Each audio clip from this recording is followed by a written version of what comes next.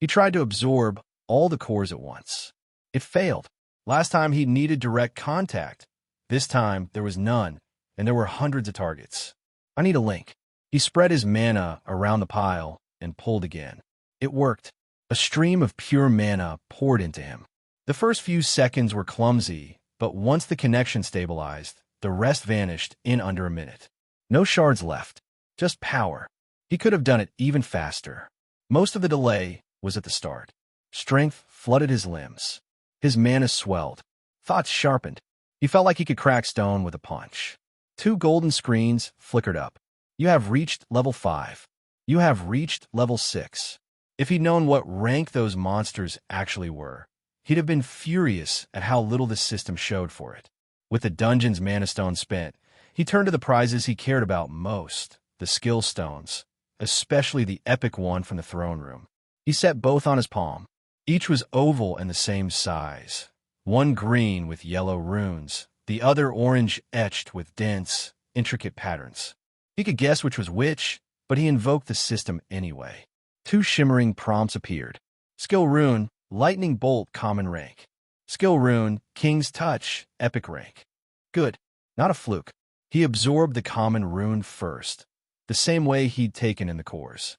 Yellow light burst from the stone and shot between his temples.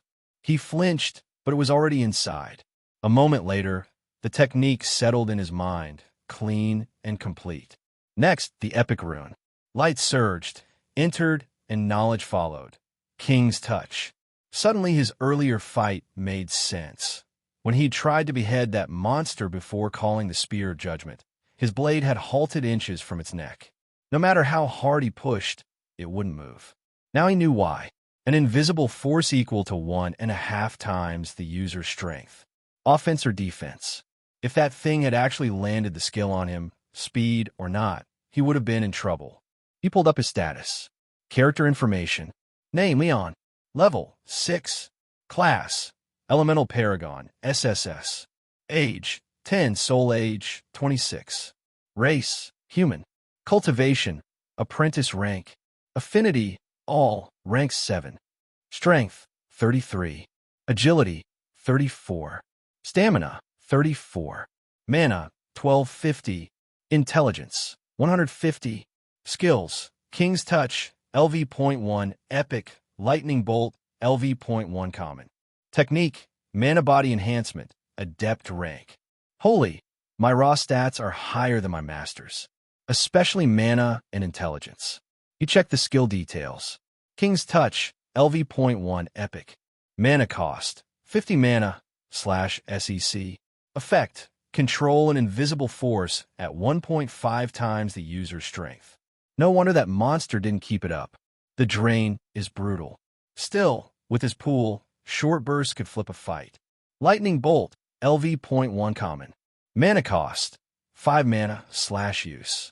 Effect, fires a bolt of lightning. Spammable, but not a finisher, yet. He remembered Seraphine's higher-level skills. Leveling clearly scaled power. So the plan was simple, grind. Master the new strength. Raise the skills. Push his space control to match ice. Then do the same for lightning. And then there was time. Harder to handle, sure, but with rank 7 affinity and his class's passive, not trying would be the real waste. What if I just stopped the opponent's time? That would be broken. Even a short freeze would save my life. If it didn't work today, he had tomorrow. And if not tomorrow, then the next day. Inside the dimensional hourglass, one day was 1,000, over 2.5 years. With that much time to train, impossible started to look manageable. Leon stopped thinking and slipped into his time dimension, settling into a comfortable cross-legged posture. He took only a few steps, but each one felt heavy with power. Thud, thud. Even with control, his feet made the wooden floor complain. He set them down gently, worried he might crack the boards. Then his consciousness slid into the same gray, timeless expanse. The first time he had trained here, the endless drills with a dagger had been mind-numbing. Now he almost looked forward to it. He knew that when he came out, he would be stronger. A thought came before he began. Let's see if this works here too. Status. A transparent golden screen bloomed in front of his eyes. Character information. Name, Leon. Level 4. Class: Elemental Paragon SSS. Age: 10. Soul age: 26. Race: human.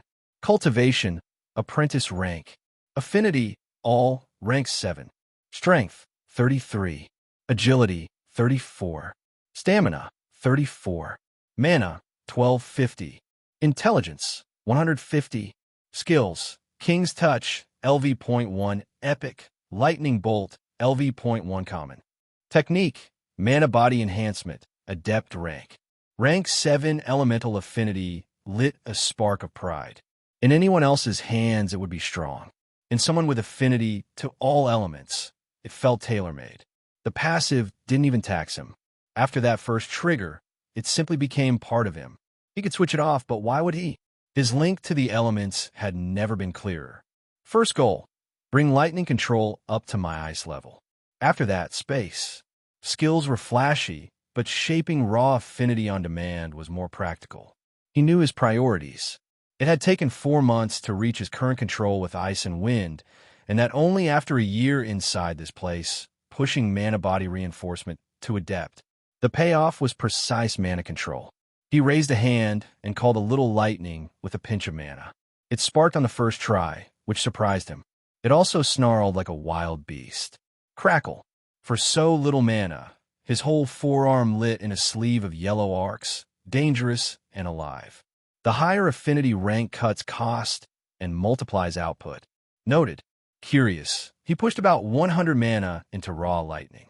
No shaping, no compression, just power. The world around him was a basin of gray rock and ridges. He had never paid the hourglass terrain much attention, but it felt real in a way his imagination could not fake. Mountains ringed the horizon. No sun or moon, only a constant late afternoon glow. He activated mana body enhancement and sprinted toward a boulder the size of a cottage. Boom! Air buckled around him. He overshot in a blur and lost control. Dust exploded where he had been a heartbeat ago. 100 meters later, he hit the ground, bones cracking, blood beading along his arms and legs. Crash! God damn it!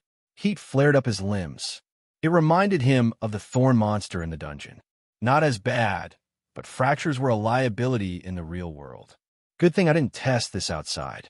As his body rewound to its intact state, pain stitching everything back together, 3 lessons landed. Absolute rule: never adjust anything sensitive while channeling lightning. That sting is worse than the crash. First, this treasure is absurd. Mythic rank can change a life. No wonder the entity sounded so grumpy when he claimed it. Second, he needed a healing element. He was getting stronger faster than expected, and a misstep with his own power could finish him. Tougher or not, he could not tank himself. Third, the hourglass made risk affordable. Here he could go wild, fail hard, and learn faster. Without it, this training would be slow and dangerous. Here it was only painful and worth it. Hey everyone, Firescale Audiobooks here. If there's a novel you'd love to hear more of, you can support us on Patreon or Ko-fi. Depending on your tier, I'll make extra parts just for the stories you're most excited about. Usually I can only upload 4 to 5 parts of each novel, but with your support, we can go beyond that. And of course, don't forget to hit subscribe. It helps more than you know. But which element? I could think of only 3 elements: light, life, or holy. Their mention was in the Book of Lin Fong. All 3 of them were rare elements. But when he thought of them, he felt a strong connection to each of them like every other element. They were waiting for him to just master them. However, he had read that to use holy elements, one had to borrow the power through a connection with God. He didn't know about any gods, and even if he knew, he didn't want to entangle himself with it. With holy elements, he did have the ability to heal, but through his connection with the divine, he would create what the church called miracles. That was what he read about it. Still, if that was the case, wouldn't that element be a waste of time for him? He didn't think about it much now. Once he traveled to higher realms, he would try to find information on them, so he could learn how to use this holy element, which was said to be one of the most powerful elements against undeads. As for the light element, it would do some minor healing and was said to have powerful attacks, and even was used for increasing speed. It was a versatile element, which was why Lin Fong said it was one of the strongest elements. The life element, which he had chosen to master, was said to be related to vitality. It was the ideal element for healing, regrowing arms, broken bones, everything which those other two elements would struggle with, light, and then holy, which was said to be borrowed power that Lin Fong described. He didn't like the way it sounded. If he was going to use holy elements, he wanted to be the source of his own power, created by his own mana, not some so-called miracle created by the connection of some god. The life element was even said to restore people from the brink of the dead if someone had enough mana and control over the element. I'd started to realize that little by little, I was increasing the amount of elements I would master. I did have all the elements. I had the time because of my treasure, so why not? But one at a time and at my own pace. I would master all elements one day in the future. I didn't even know if I was aware of all the elements in the world. Now I needed to master lightning, space, life, and then time, which I would try to at least reach at the same level as my ice and wind elements. Getting up from the ground, first for a few hours, he practiced to control his strength by running, jumping, punching, and various types of things, including the use of mana body enhancement little by little. It took him about 8 hours to get used to his own strength with or without the use of mana.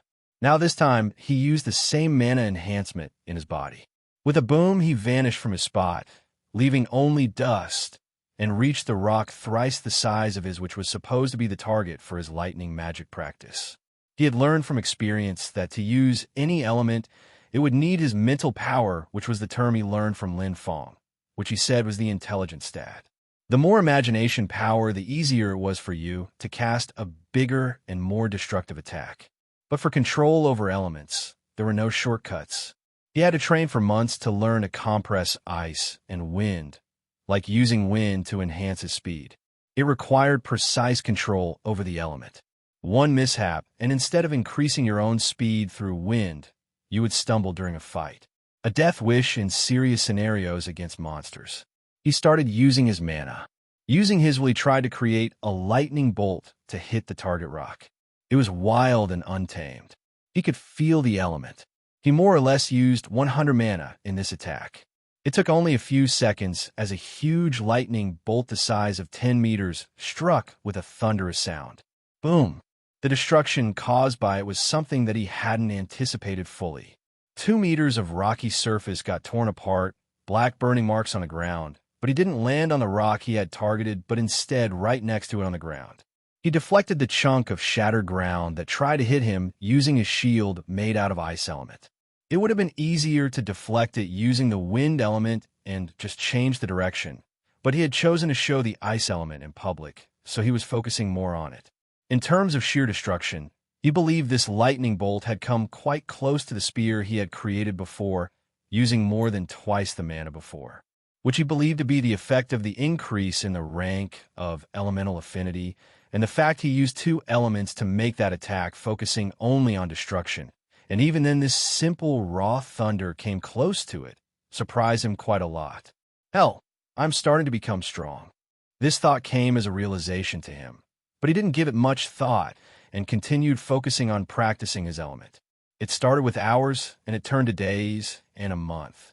A month was the amount of time it took for Leon to master the lightning affinity at the same level as his ice element. But he didn't stop, as it had happened quite faster than he had imagined. He had thought it would take 2 months for him to reach that level, so he decided to continue. He trained for an extra month, focusing on using as much amount of mana as he could to create powerful attacks made out of compressed lightning. This method of practice would focus both on his control over the element and at the same time increase and sharpen his mental imagination, as he found out that having over 1,000 mana didn't mean he would create an attack using 1,000 mana. He realized once he reached the 350 mark, that was where his limit lay. The mana went out of his control. The creation would go out of control, either by self-destruction if he wasn't fast enough or just dissipate if he was careful. The first time that happened, he almost got turned to ashes because of this. 350 mana with his rank 7 affinity, and it was the time when his attack wasn't controlled. That massive blast of pure destruction, even when in the last second he forced a shield out of ice around him. The result? Ice shield didn't even last for a second. His body got burned. He was flung away, losing both his arms and one of his legs gone, punctured lungs, sizzling muscle. He would have died after a few minutes in real scenarios, but he got healed back to his previous state in a minute, but that pain was torturous. He screamed in agony. Trying to remember about it gave chills to his body. Inside an unknown place, two mysterious eyes opened, their color shimmering white. An ethereal voice sounded into the void. He Master is so talented this time.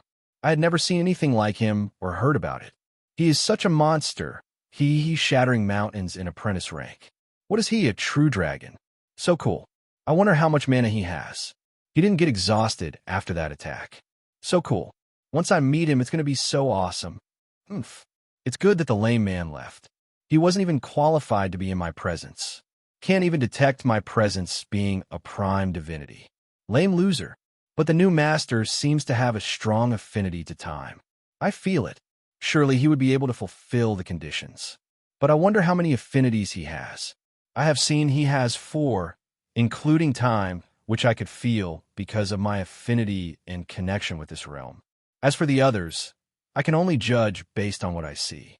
He has surpassed 99% of geniuses of the universe with that alone, as his affinity is either rank 6 or rank 7, especially when he has time affinity. Suddenly, it got angry. Remember how it got trapped here. That fucking bastard calling himself the keeper of the dimension. Cringy fucker. He trapped me here, saying I was too dangerous to roam the universe. He did win against me. It makes me so mad. Still, I would be free when the condition set by him is met. How many years it has been. It was diabolical to think great me would have to serve someone else even after being free, if by some miracle, but it seems a worthy master is here. Soon I would be able to roam the outside world with a master. Hopefully he won't die before that. Leon was satisfied with his control over his lightning element now, which was even more than his ice element. A little more than 2 months had passed inside, which would mean not even 2 hours had passed in the outside world. So he still had so much time to practice. It would be around 2 hours more. Then he had to go for lunch. He had refused a maid for breakfast, as he wasn't feeling much hungry. But he did feel like his real body was a bit hungry now. Still, he could endure it for 2 more hours.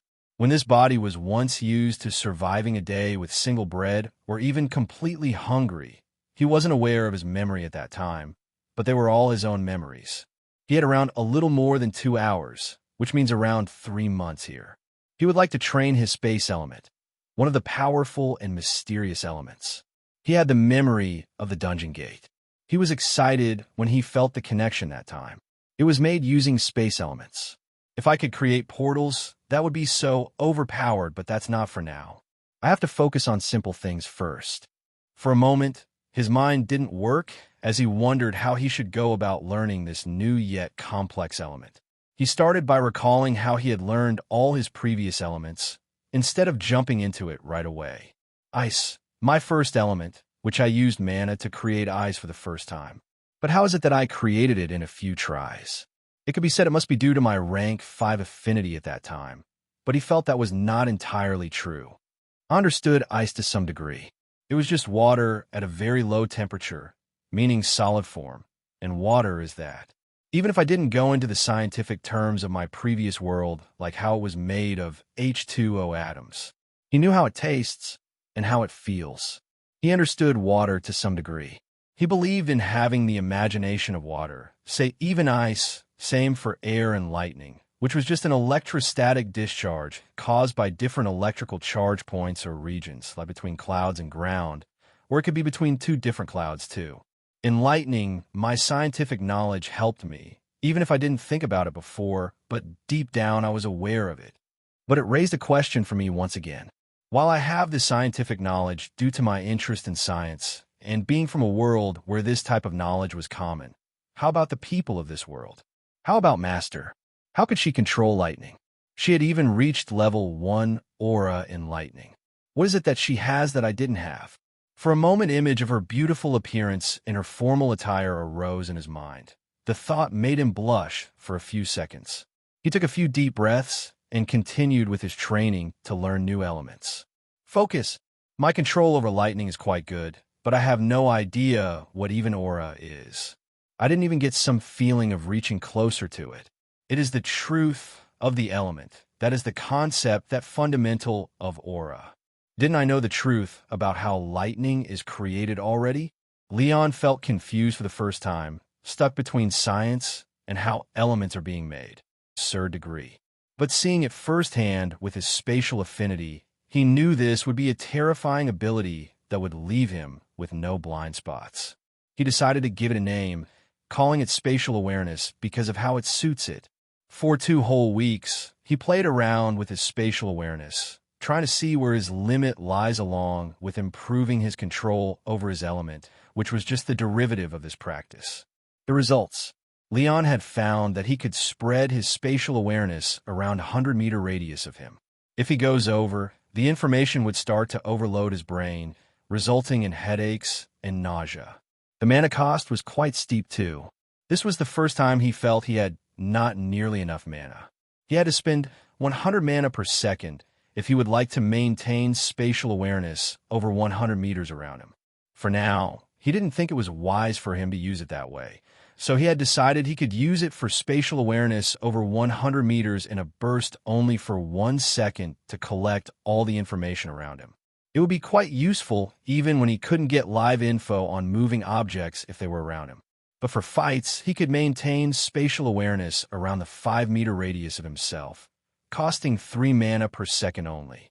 As the larger the area, he had to spend more mana to control the element. He knew over time, with better control over the element, the cost of mana would decrease. In 5 meters radius now, I would have no blind spots. The spatial he used was in a spherical form around him, which other people couldn't see. He chose this shape because it felt most natural and useful.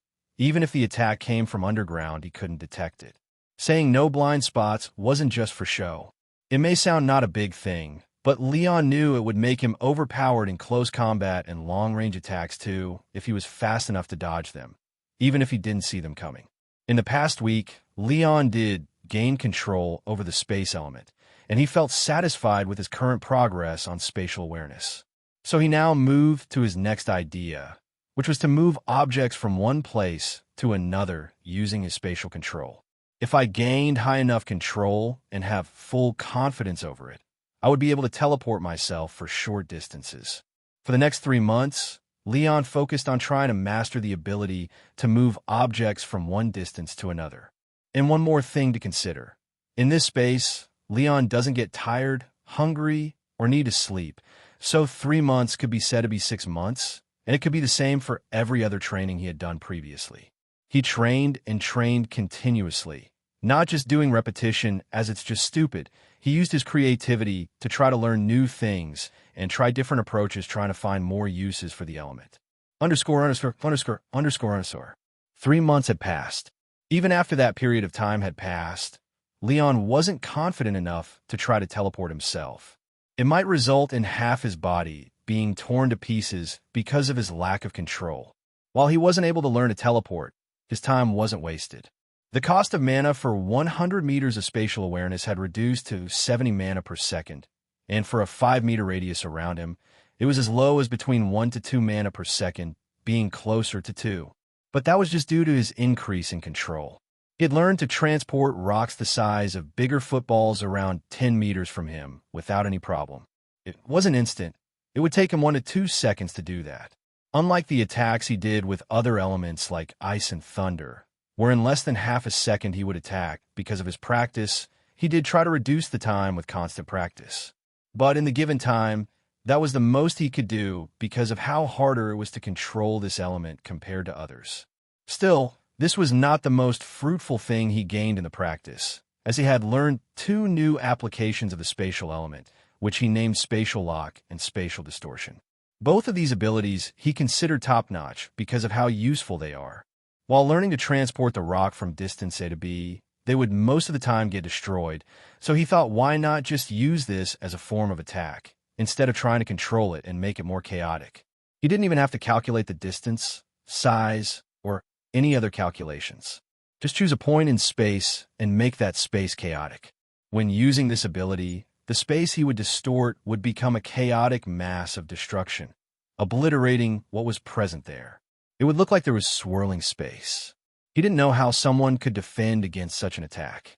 He could create spatial distortion maximum to the size of a football anywhere within a 10-meter radius of him, taking about 1 to 2 seconds to do it, but closer to 1, not 2 in this case, due to its less difficulty.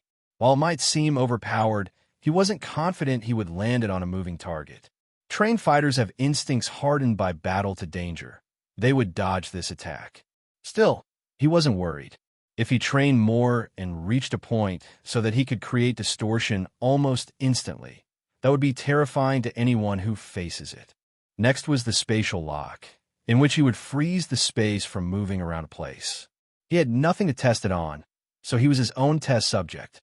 If it was something like teleportation, he would not have tried it on himself, even in this immortal form. Because some parts of rock would just disappear, he doesn't know where, in failed attempts of teleportation, which scared him to try it on himself, even here. When the rocks travel from point A to point B to reach the distance instantly, they travel through a separate space where the space is much closer. It made him understand the concept of how the portal works, and, at the same time, how dangerous it was. But freezing the space was much easier. It didn't take control and focus on that level. He just had to make the existing space stay, as it was by forcing it using his spatial element. The limit of the size of the football doesn't apply to it because of its lower complexity.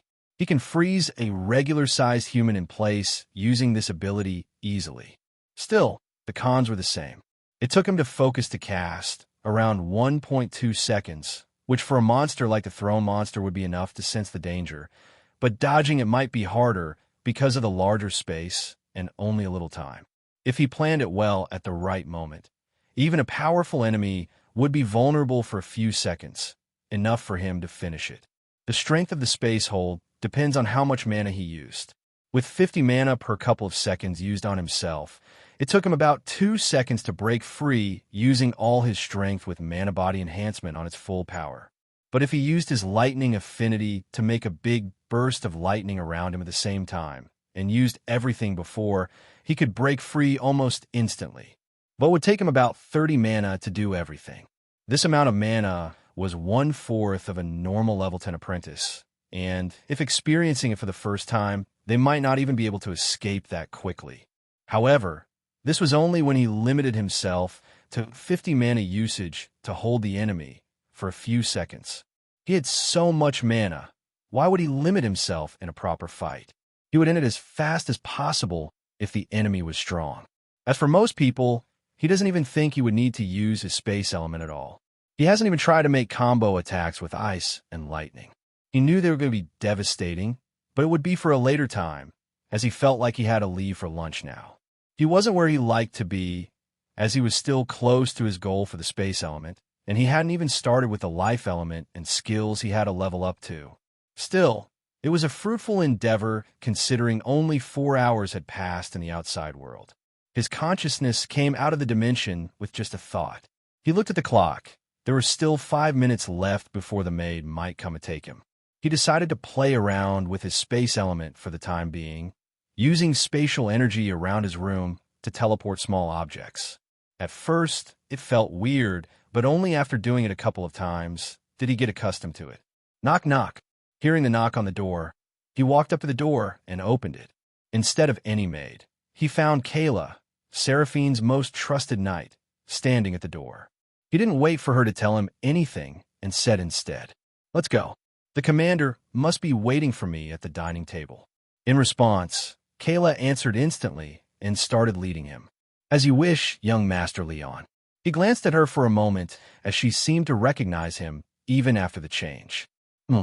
So you know Kayla?" Kayla, leading him, answered him. "Of course, it wasn't hard for me to notice it, young master. Despite being taller and much older looking in appearance, you resemble your previous self quite a lot. And it's not just me. Most of the staff inside the mansion must have realized it too. But in their mind, they would find it hard to believe this fact, as you look much older after only a few days, and your strange eyes must also be confusing to them. Leon heard her. He hadn't had much contact with her before, only talked to her a couple of times over the course of 3 years, but he didn't know she was this talkative. But what she said was true indeed. You are right, Kayla. They think I am my own older brother. He paused for a moment and asked her with curiosity this time. What do you think Master would do about this? She almost answered him instantly, as she seemed happy to answer him. Of course, my lady would tell everyone that you were the same young Master Leon from before, and your class awakening had caused these changes. Despite hearing her confident tone, Leon doesn't seem to think what she said would happen, because he doesn't think it was a common thing for people to age 5 years in a few days just because of their class awakening. I think you are wrong, Kayla, on this one. Kayla heard him, and she didn't think it was weird for him to think that way, because he didn't know how loyal all the people under her were to her. They could even give up their lives if it was for her, and it was the same for her. She doesn't know why, but Leon felt different from when she had seen him today entering her lady's office. She couldn't tell what it was, but he was different in some way even if he looked the same. It was just her intuition, but she didn't give it much thought, for she had a plan to make her lady even more happy. She did become much happiness after Leon's arrival, but the more happy she would be, the more accomplished Kayla would feel in her duty as her knight. Why don't we make a bet about this, young Master Leon? A bet? Leon exclaimed. While he doesn't think he would lose, she does seem quite confident, which makes him cautious. If it's a bet, what's going to be on the stakes? For my end, it's not going to be something hard for you to do, but if you win, I will give you 1 gold coin. 1 gold coin. If it was before exchanging his wealth, he would have scoffed at her, but right now 1 gold coin was a very enticing amount for him. He didn't want to give up on it when it was such easy money, but he added a condition just to be cautious. I won't do anything that would harm me, even in the slightest, and if I deem what you're asking to be too much for 1 gold coin, I would reject your demand. Kayla looked at him strangely for a moment, as if he were setting conditions like she might ask for his life or send him to infiltrate enemy territory. It irritated her more than she expected. She knew he'd spent his childhood in an environment where trusting others was nearly impossible, but she had hoped that by now, he'd put more faith in those around him. It saddened her that, even briefly, he thought she might harm him. Fine, young Master Leon, she said, keeping her tone measured. But you should try to trust people more, especially those who care deeply for you. Like my lady, or even me. I would never betray her, and certainly not someone she holds so dear. She paused, her voice softening. I can say with confidence that my lady considers you family. She has no one else besides you. Please, don't hurt her just because your past made it hard to trust. Try to give her a little more of your faith. Her voice wasn't commanding. It felt more like a plea, a heartfelt request from someone who genuinely cared. Then Kayla did something unexpected. She bowed. It was something she reserved solely for Seraphine. But if it could bring her lady happiness, she would do anything to make it possible. She knew just how kind her lady was beneath that tough, distant exterior. Seraphine helped those in need not for recognition, but because she couldn't bear the idea of someone losing a loved one like she had. Despite her achievements, she led a lonely life, giving no time to herself. That only changed when Leon arrived. From a monotonous, cold existence, Seraphine had begun to smile, just a little, and Kayla had noticed the warmth that slowly returned to her. As her knight, Kayla had believed that obeying every command and being willing to lay down her life was enough. But watching her lady change made her realize something else. Being the perfect knight meant more than duty. It meant doing whatever it took to make her happy too, just like she'd done for others. Leon stood silent, listening to every word. He had seen her bow. This woman he barely paid attention to before, and he couldn't bring himself to speak. Do I trust Seraphine completely? He wanted to say yes, and maybe he did in part, but deep down, caution had become second nature. No matter who it was, he felt guilty for lying to her so often, though he told himself it was for both their safety. Truthfully, it was fear, habit, a defense mechanism he'd clung to for far too long. He felt closer to her than anyone else in the world, but even then, the caution remained. Maybe it came from 7 years of surviving the slums. Maybe from a life once lived on Earth. Maybe both. Does it really matter now? Things aren't the same anymore. Kayla noticed the distant look in his eyes. They had both stopped walking. Her next words might seem harsh, but she had to speak them. If it was for her lady, she couldn't stay silent. Seraphine had found something like a new family, and Kayla wouldn't let it fall apart just because someone failed to notice the cracks forming. Her voice sharpened. You know, young Master Leon, if you had set those same conditions with her directly, as part of a bet, it would have crushed her. Just the thought that you believe she might hurt you, it's heartbreaking. For her, family means everything, more than you probably realize, and she's more vulnerable than you think. Kayla truly believed that. Seraphine would be devastated to hear it, and though Kayla knew she was being harsh with someone who was still, in many ways, a child, she told herself it was for the best. Each word struck deeper than the last. The idea of Seraphine being heartbroken disturbed Leon more than he expected. Memories rushed back. Her holding him after a nightmare, taking care of him when he was sick, even cooking for him once or twice. He'd always assumed it was just to make him more willing to join her command. But yesterday, she revealed something that unsettled him. That those born in this world from people who can use magic had a natural advantage thanks to their ability to use mana. She didn't know his secret, that his power came from the treasure. Compared to the girl he had seen in the dungeon before merging with the orb, he was still weaker. She hadn't been kind to him just because he was talented. He had realized it somewhere in his mind, but never truly accepted it. Now it hit him hard. His personality, so cautious, so guarded, might actually end up hurting the people he had begun to care for. If he didn't change, it would only get worse. I don't know how things will go from now on, but I have to start being more honest with the person who cares this much for me. I can't let her get hurt because of me. He looked at Kayla, the knight he had never given much thought to until now, and spoke with sincerity. Thank you for making me realize all this, Kayla. A genuine smile spread across her face. She pulled a coin from her pouch and placed it in his hand. Leon looked down, surprised to see a gold coin. Why are you giving me this, Kayla? I didn't win the bet. A smug little grin touched her lips. She felt satisfied with how things had turned out. The coin was a small price for what had been accomplished. Still, she answered, just take it as my appreciation, young master. And forget the bet. It serves no purpose now. Serves no purpose? She might have just wanted to make me do something that brought me closer to master. Kayla really does care about her. Leon didn't argue. He slipped the coin into his pocket. He was poor, and turning down money wasn't exactly an option. But more than that, he now felt Kayla was far more perceptive than he'd given her credit for. In hindsight, he probably would have lost that bet. Despite his logic, she had understood things he hadn't. Together, they resumed walking and entered the dining hall side by side. As soon as he reached the dining hall, he could see Seraphine taking the head seat of the hall, looking gorgeous without doing anything. He had noticed for a moment that her eyes widened, and she had a shocked look on her face for the first time, but it was only for a second, and it went back to normal afterward. But couldn't escape his senses at all. So she noticed the change in my strength. He had tried to keep it under control, and it worked on Kayla, but not on Seraphine. But she didn't say anything. It seemed she was waiting for me to say it myself and reveal how it happened. He walked forward and naturally took the seat on the side right next to her, and Kayla didn't accompany him there, having stopped at the door to stand guard. Hot, steaming food was already presented on the table by the maids beforehand.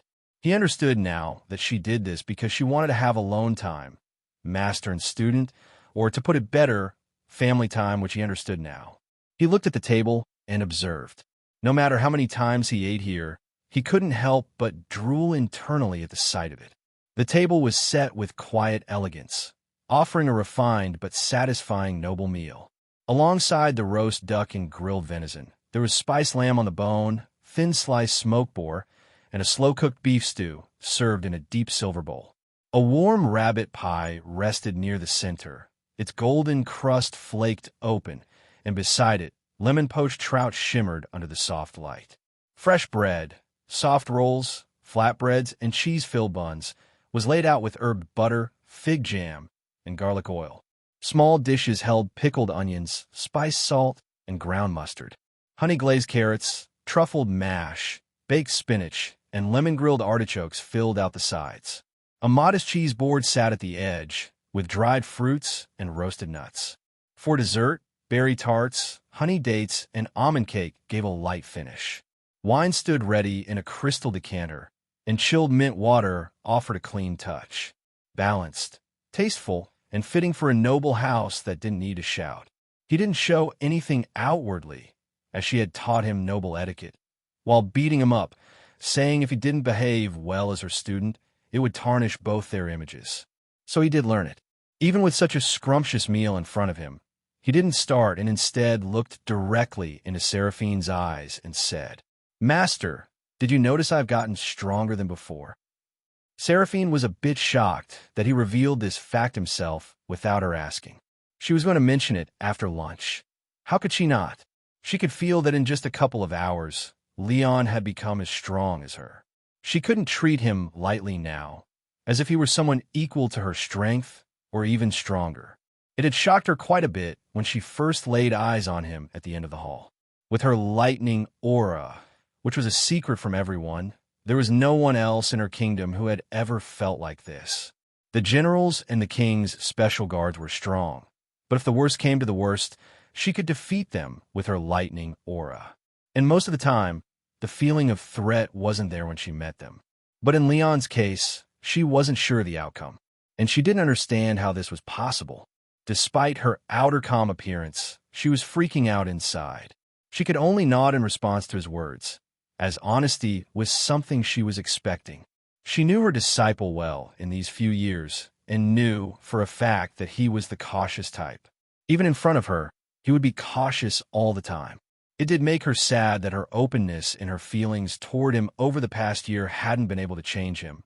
But after coming out of the dungeon, he was giving her more surprises than ever. But she knew he was still hiding many things from her. Yet she never showed that she knew, because she didn't want them to have differences and become separated because of it. He was her little disciple and her family. She couldn't bring herself to be away from him now. She was satisfied with whatever he would share with her and would never press him because of that. But she did hope they would have no secrets between them one day. Leon couldn't help but find her cute as she blankly nodded to his words, quite different from her composed commander front. "Do you want me to tell you more about how I got stronger so quickly?" Once again, she nodded cutely in response, looking quite eager to know. He couldn't help but say it out loud. "Master, you look so cute right now, huh?" Seraphine was genuinely baffled and caught off guard. Because he was being so open with her, she had acted a bit out of character. But her years of being a commander had taught her to become composed at any moment. Still, she pouted for a bit and replied, "I didn't know my disciple would be the one to make the first move. Usually, she would be the one to tease him first, but not anymore." She liked the change quite a bit, even if it made her feel a bit weird. "Do you want to know, Master?" "Of course I want to know everything about my Leon," she said, and while saying that, she gave him a short hug, making him a bit breathless for a moment as she squeezed his face tightly into her bosom. Leon was quite used to this, but he enjoyed the embrace now and felt relaxed. The fact that she lovingly called him her Leon made him want to be real with her. There was no one else inside, so it was safe to have a conversation here. He trusted her fully now. He was still the same cautious Leon from before, but not in front of her, who clearly loved him so much. Kayla had even told him that Seraphine had no one besides him. She didn't explain more, which he was grateful for, as he would like to hear it from Master herself someday. After the short hug ended, he was about to tell her more about this, but her mischievous voice sounded in his ear. My dear disciple, now I know you clearly love being hugged by your master. I know you have the strength to push me away now. It isn't like before, but you didn't. Master feels so good knowing Leon loves it too. Why this woman? Why is she saying such embarrassing things so straight? He was used to being sarcastic, but being loved so upfront and openly was quite new to him, which made him a little embarrassed, as a slight blush couldn't help but show on his face. But he didn't show any weakness despite that fact, and to stop her from playing with him more, which she would likely do now that he had blushed, he made his move. "Master, I don't think you really are curious about how I got this strong. Forget it. I thought you would like to know, but it seems you're more interested in teasing me. Seraphine, hearing his words, paused in her tracks. It was a very difficult choice for her to make, as it had become hard for her to embarrass her disciple after the first few times she showered him with affection. He had become a bit immune to her hugs with his grumpy remarks. The blush on his handsome face made her want to hug him more, but the fact that he was being honest with her, she didn't want to miss that opportunity either. She was stuck, only for a split second, before she made a decision. She once again embraced him in a hug much tighter than before, as she couldn't control herself when he looked so inviting. My dear disciple, if you really don't like it, just pull away from my hug. I won't do it again. Her voice sounded a bit childish, as if she had done it intentionally. Leon, hearing her childish voice, couldn't understand how a commander like her could throw so many antics.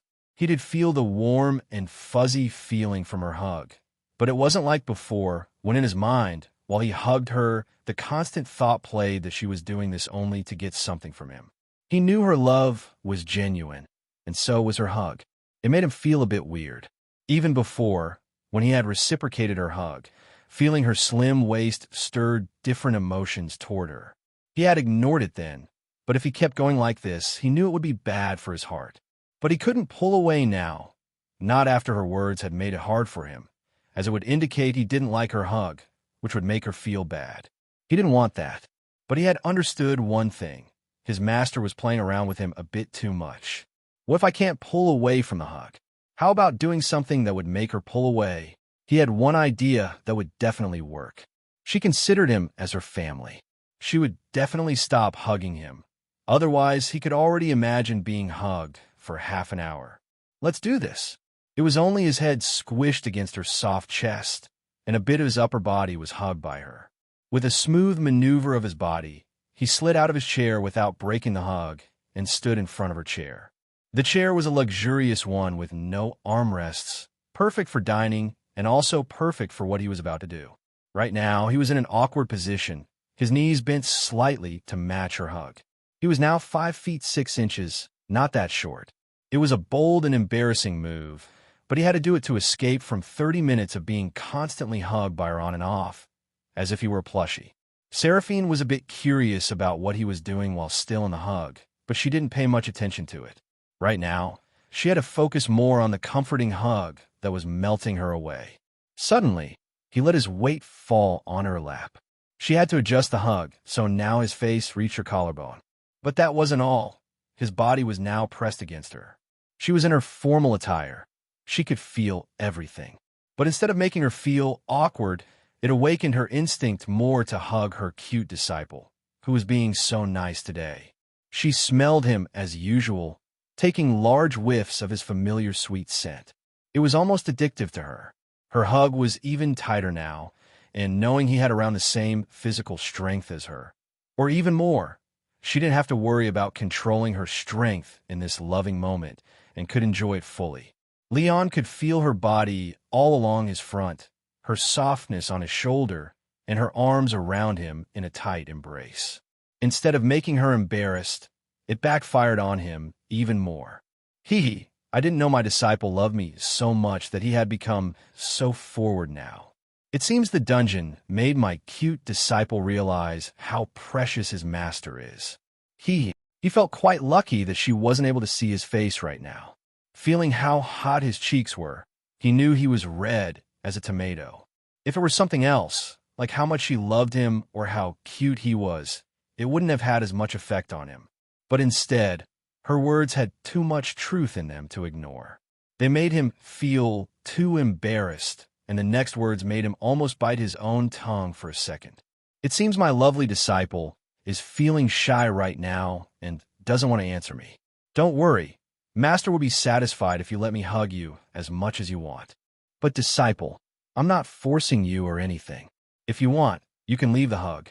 If you don't like Master's hugs, I'll sit in the office afterward with boring paperwork and feel sad about how my only precious disciple doesn't like me.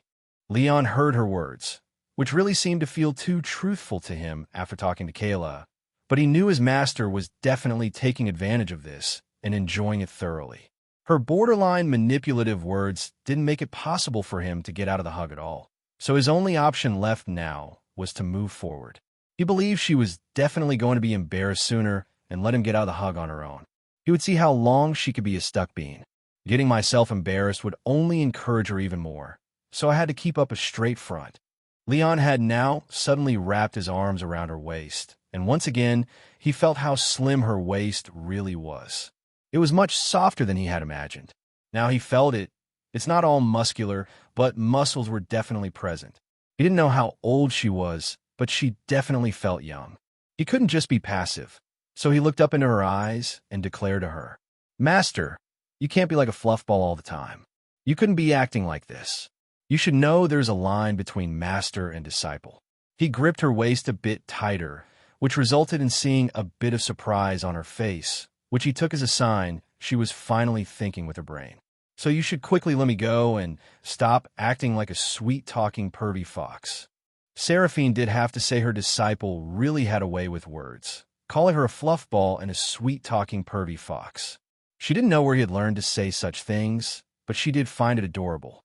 The only reason she was a bit shocked for a moment was because it surprised her how he tightened his grip around her waist. If she had to rate the experience, it would break the scale. Hee, my disciple hugging me so tightly, making me feel how close we were. I love it. She brought her face closer to his ear and started her sweet whispers. "My dear disciple, if you think saying such things would stop me, you are completely wrong. Seraphine Vale, will be the only one to decide where to draw the line between my sweet disciple and me," she said seductively, sending shivers down his spine, making his spine tingle. But she had misdirected him a bit here knowingly. In her mind, there was no such thing as lines to begin with in her family. If she could, she would stay as close as possible. But she realized he was doing this because he believed if he went far enough, she would push him away. Hee, my Leon. So cute. A deep swirl appeared in her amethyst eyes for a second while Leon wasn't noticing, due to how much her seductive whisper had affected him. Is he going to kiss his master next? I am waiting. Leon was in a very risky situation right now. Her breath on his ear had caused too much damage. Previously, he didn't have to worry about the physical reaction of his body due to his age, and more importantly, she had never gone this far. He knew if it kept going like this, he was going to get a boner because his master was too much and her body was too hot. He did find her very beautiful, and never had he ever thought of her in that way, only sometimes. As she was too gorgeous, and despite his body, he was an adult inside. And now they were closer than ever, and if she kept going like this, he was going to embarrass himself in front of her. I can't let that happen. He was now even more in a hurry to embarrass her, so that she would willingly tell him to get off. After talking to Kayla, while the master had said those things jokingly, he felt she would really feel sad if he left the hug, so he had no choice but to make her do it. She did mention she had a line somewhere, so he wasn't worried as he just had to go a bit further. And even if she sometimes seemed a bit touchy, he didn't believe she wouldn't stop. Leon didn't know what he should do next. But suddenly, the information from the Lin Fong autobiography and all the heavenly knowledge he had learned from it surfaced in his mind. Now he had too many things on his mind, but some were too much. He had to be careful. His face was around her neck and collarbone. But before he did anything, he told her first to let her know, as a warning, that she had to let go. "Master, let me go now or else." He brought his mouth closer to her right collarbone and let out a few breaths before doing anything. Her playful voice sounded again. Else W. He didn't let her finish and bit her collarbone gently. He heard a muffled moan from her, giving him a bit of satisfaction, and it really worked. MMH, but he didn't stop there. This instruction was a bit embarrassing for him to follow, but he couldn't leave any loose ends or go easy. After biting for a few seconds, he pulled his face back and saw that his saliva had made her skin a bit visible. It was a bit arousing, but he continued and gave that same place a soft kiss. MH.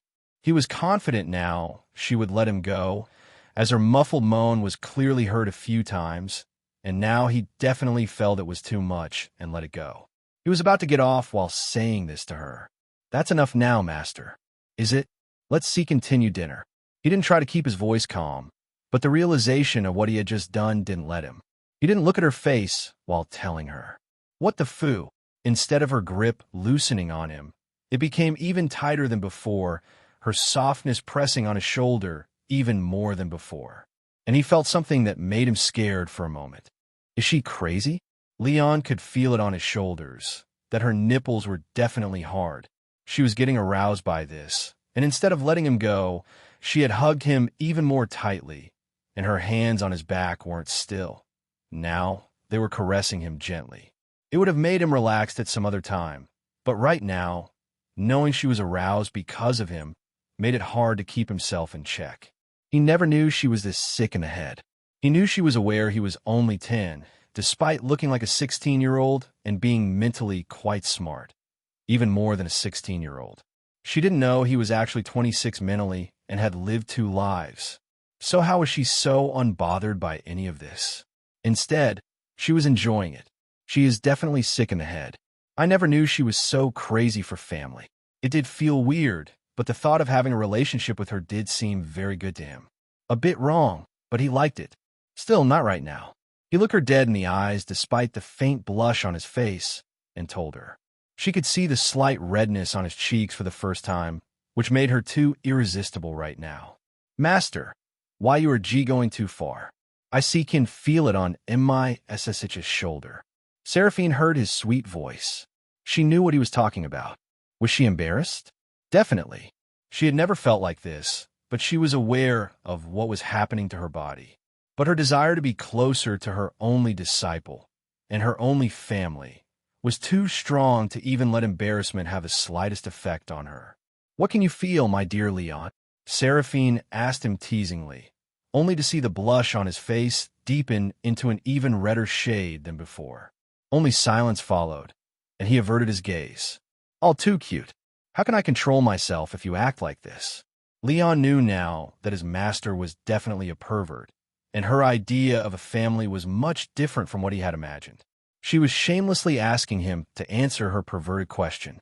He didn't even look at her, but her next words made him shiver. Leon, you did get a taste of your master. She continued, her voice dropping low. It's only fair if your master get a taste of you too. What? Before he could finish, she was already on him, her mouth at his collarbone.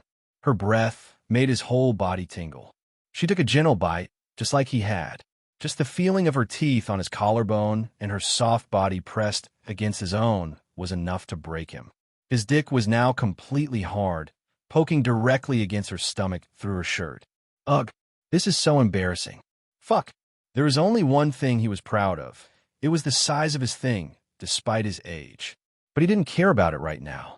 He wasn't going to stay on her lap and let her hug him just because of her words. Not now.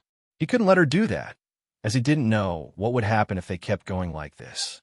But her tight grip on his back and the fact she was still sucking on his collarbone were making him weak. The pleasure wasn't letting him use force. It felt so good. He had never felt like this before. Finally, after a few seconds and a deep, long kiss on his collarbone at the end, she finally let go. Ugh. Despite him trying to stop himself from making any noise, he didn't succeed in the end. A grunt escaped his mouth. Seraphine had felt the hard thing poking her stomach, but she didn't stop. She only felt glad that he felt that way toward her like she did toward him. She didn't mind if they did those things together. It made her feel they were even closer than before. She even wished it would happen. Only then would she feel they were the perfect family who shared everything. Still, the size of the thing she felt poking her stomach felt too thick and long to her. He was so small, but his thing was too big. She had heard about it, but she never imagined it was supposed to be this big. But the next instant, she felt a strong force try to get out of her grip. She could still keep him, as she could muster greater strength than he used, but this time she felt his intention was clear, so she didn't stop him. Crazy. See, crazy. Leon got up from her lap in a hurry and quickly took his previous seat, his huge bulge hidden under the table. His face was burning hot. He couldn't look in her eyes and started eating the food without waiting for her.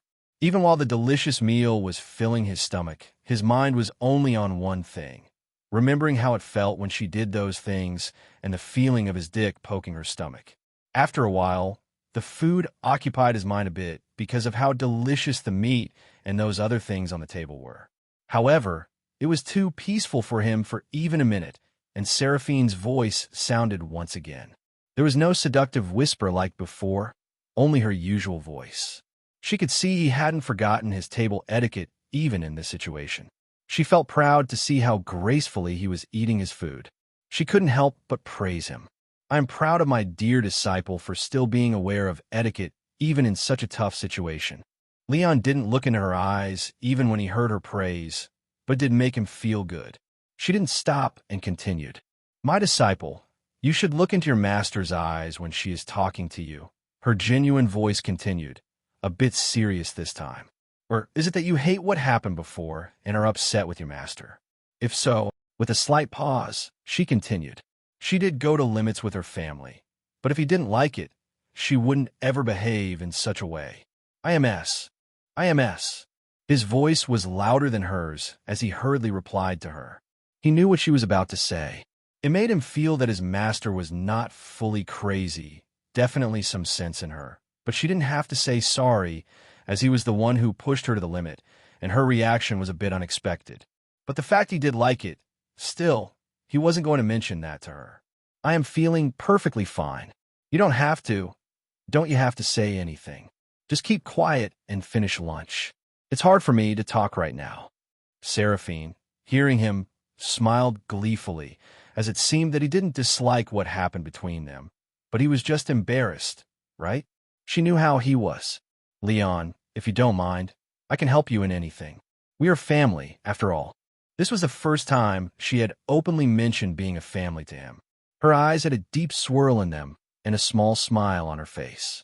Leon had only looked at her for a moment, and now he could see the deep swirl in her eyes, which he felt if he looked in them long enough, he would be swallowed whole. What shocked him wasn't her eyes, but the words that had left her mouth, which she uttered while glancing toward his crotch. He shivered slightly in his seat. Master is crazy. In what world does family help out in things like that? She has finally lost it. He knew it now. No amount of words would change his mind after seeing the way she had acted today. He slammed the fork down on the table. The fork dug into the table and then bent due to the force with which he slammed it. Bang! What the hell are you even saying? You are crazy, Master. Family aren't supposed to do things like that. Just keep quiet for now and eat the food. If you say something crazy like this again, I'm going to walk out of the dining hall. Seraphine wanted to answer him back, but she didn't. He seemed to really be at his limit right now. His face was flushed red. She even noticed how he wasn't looking at her, even for a moment now, not even glancing, just quietly eating while picking up a different fork. It seemed she had to teach him the importance of family some other time. The way he didn't deny they were already family was enough to make her heart feel warm. But while the rest of the time was completely silent between them, she still couldn't help but look at her adorable disciple while eating and tried to glance at his crotch too, to see if it was fine. Yet she wasn't in luck, as her disciple's seat was too far forward right now. She couldn't see anything. 10 minutes had passed. Both of them had finished their lunch. Leon looked completely fine from the outside, and even the blush was completely gone. Only a faint tint of red remained. But internally, his master's words and what had happened previously swirled in his mind continuously, not giving him peace for a moment. And the gorgeous beauty sitting across the table, looking at him with love on her face, didn't make it any easier. He noticed her trying to glance at a certain part of him from time to time. It made his spine tingle a bit. But he had understood an important thing about his master. The way Master regarded him as her family was quite different than how I had imagined. He didn't mind how the relationship was going, but it weirded him out by the fact that he looked like a kid in front of her, so he couldn't seem to take the step further right now. She was freaking 5 feet 11 inches, 180 centimeters. He looked like a kid. He didn't know that in this world, 16 is considered an adult. The nobles would even arrange marriages between family members even at birth. The point is, she might see him as an adult. Or Master is just a PR. No, it can't be. Despite how cold she appears most of the time, she is very kind. He decided not to think about this right now and focus on what he was going to do. Master, are you okay now? Shall I tell you about how I got strong so quickly? Leon, Master has always been completely fine. Why are you asking me such a question? A genuine look of confusion was on her face. Seeing the look on her face, there was only one thought in his mind. Yep, Master, you're definitely not okay. Nothing. Should I continue? She hummed in response and nodded eagerly to his words like an excited child. Leon couldn't help but find her quite adorable right now. Sometimes she acted so cute and lovely, and sometimes completely crazy. He didn't know how to define her. All he could say was his master was different, but he still loved her. With a small smile on his face, instead of telling her verbally, from his inventory, he summoned the uncommon rank sword he had gotten after defeating the boss wolf monster. Seraphine was shocked to see a sword suddenly appear in his hand out of nowhere. She couldn't guess how he did it, and there was only one thing that came to her mind. The sword looked like a ranked weapon, too. She thought he might have gotten it inside the dungeon. Now she understood how he had not a single monster mana core with him, even though she had told him especially not to miss a single one because of how rare they were. She did know that he was the one who killed the boss, after hearing the words of the masked girl from a distance. Previously, she felt it was a pity that he had missed the core of the boss, too. But for her, coming out alive was already enough, so she didn't mention those things to him. Had he leveled up? Is that why he had become so strong so fast? Still, she found it weird to feel a threat to that degree. Even with that, as an increase in physical strength and having higher stats didn't explain this massive improvement in him. Seraphine decided to ask him directly instead of overthinking when he had planned to tell her this. Leon, storing things and taking them out of thin air, is that an ability of your class? She knew he had 3 different affinities, including space affinity, so his class might have abilities related to space. But it still didn't make sense, as you were only supposed to get a class after completing the dungeon. She remembered how she had to carry a large bag full of cores when she had first entered, so her earlier guess turned out to be invalid. It didn't make sense to her now. Only he could answer her, and she now thought she had underestimated the secret her disciple held. Leon didn't know how to explain it easily, so he told her in the way that seemed most appropriate to him. Master, it was a gift from a god. Seraphine was shocked to her core. His words seemed too grand, and claiming it was a gift from a god felt surreal. Yet his voice carried confidence, making it feel like he was fully certain, leaving no room for doubt. She wasn't unfamiliar with the term god. There was a church of the goddess of life and the goddess of light in almost every kingdom. They were said to be too powerful. No kingdom ever dared mess with them, as their roots extended even into the middle domain. According to their beliefs, gods were said to be existences comparable to none, supreme beings meant to be worshipped by everyone. They could do anything. Their power had no bounds. She didn't believe in such things as gods, but there were powerful organizations revolving around their existence. There had to be something to them to make it so. Leon, how are you so sure God gave you this gift? I read about something called bloodlines in ancient books. Some special people have them. They are said to grant special abilities and even enhance elemental affinity. It could be that you have some bloodline you just don't know about. I don't mind if you believe in any god, but calling your ability a gift from one seems a bit too far-fetched as an explanation. Leon released a deep sigh. He had expected something like this, but he was patient. He didn't want their relationship to be burned by this secret. He trusted her fully. He would share everything with her. He couldn't even imagine her betraying him for a second. She might do strange things sometimes and seem crazy too, but she could never harm him. So he believed. If his choice had consequences, he would bear them. He wouldn't let his cautious behavior ruin their relationship. The first time he felt truly loved and began to care about someone else too. Bringing his seat closer to her, he looked directly into her eyes, his tone more serious than ever. Master, I'm going to share everything about me with you, but be careful. If these things spread to others, I might really die because of it. Just the existence of one of his treasures might start a kingdom-wide hunt for him. He was strong and confident in his abilities, but if an army came after him, he didn't think he would survive. Hearing what he had said made Seraphine's expression harden. She was more serious than ever. She didn't know what secrets he held, but if they could put his life at risk, she would never take them as a joke. Leon started with the planet called Earth and how it had no magic. That was where he had previously lived as a boy. It was a bit hard to believe for Seraphine, but she completely trusted him and believed what he said was true. Then he told her how he died at the age of 16 due to the misfire of a powerful entity he didn't understand.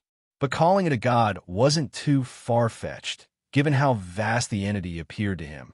He mentioned he earned 7 treasures from the entity as a gift and was later reborn in this world where she lived. The storage was just connected to his soul. He didn't know how, but it was created by the same entity to store his treasures, and he found out he could store his own items in it, too. Seraphine being shocked would be an understatement. Her mouth opened and closed a few times in disbelief after hearing what the treasure could do. She even felt like she shouldn't be listening to this. Hearing about the entity made her feel like a speck of dust, a being that could roam galaxies as if taking a walk, offering divine gifts like nothing, which could cause wars. Even the most powerful, and even the hermits would leave seclusion if they ever heard of such a thing. And all of this was destined for her, Leon. She knew he was special from the start, but she hadn't known it was to a degree she couldn't even fathom. He mentioned how for 7 years, he wasn't aware of his memories of these things due to a condition. Born an orphan in the slums, he could have died early on, but he survived and met her only a few days after recovering his memories. This explained everything to Seraphine now, why he seemed to have trained with a dagger for years.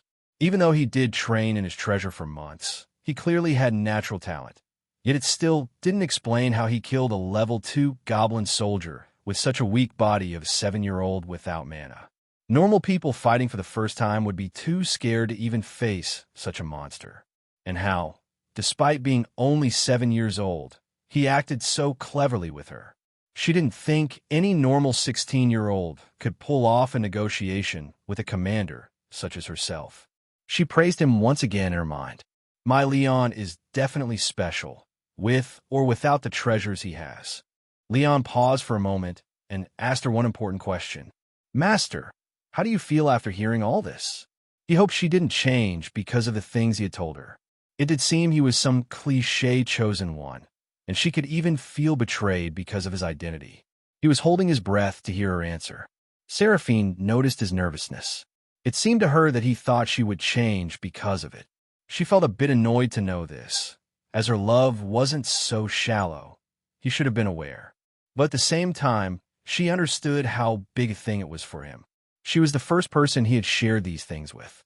She felt quite happy to know this fact, and forgave him for his lack of sense in her heart. It doesn't matter who he was before.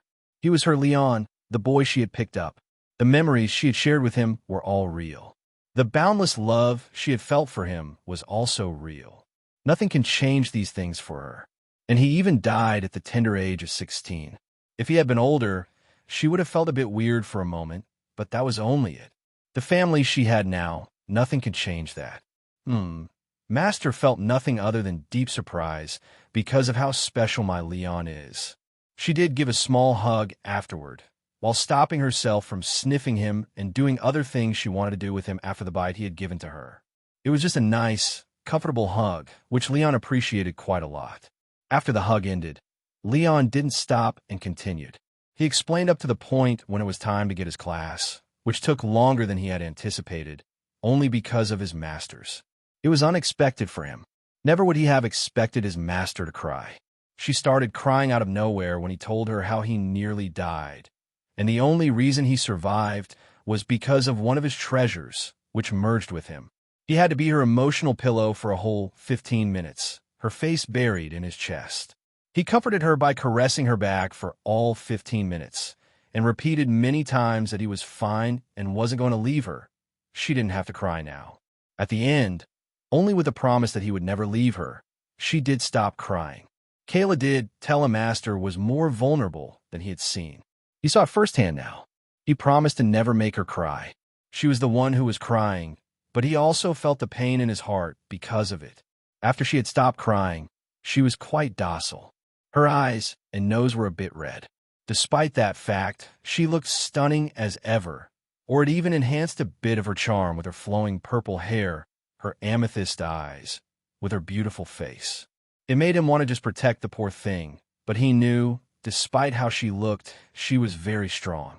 Master, my actual class rank is not a rank, but instead SSS rank. She tilted her head cutely in her confusion to his explanation of rank, as she had never heard of such a thing. So he had to explain to her what ranks come after the A rank and the SSS rank. He can even see that there wasn't even a look of shock on her face now. It seems to him she was getting used to it. She didn't seem to have any desire to know more than what he had told her. After his explanation of everything, she didn't ask anything from him, anything. Well, he told her everything, which could be the reason she didn't ask anything. Her behavior had also returned to normal. So Leon, your stats are even higher than mine, only at level 6 because of your class rank, and you have an absurd amount of mana because of the orb you merged with. And not even that. You have affinity to all the elements in the world, which you aren't even aware of how many there are in total. My disciple is a monster living in human skin. She knew it wouldn't be long before he would surpass her quite easily. Right now seemed the perfect opportunity to fight him as an equal, which was why tomorrow would be when they would have a fight, not just a sparring match like they used to. Leon only nodded in response to her words. Master, do you want to come to my room so we could try to go to my dimension, which I mentioned, where time was 1,000 times faster than outside? We can train together there. Seraphine felt quite tempted for a moment, but she denied his request for today. She would like to visit that realm tomorrow after their fight is over.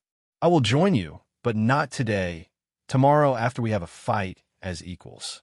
She had seen a hint of hesitation on his face for a moment. She didn't like that one bit. Oomph.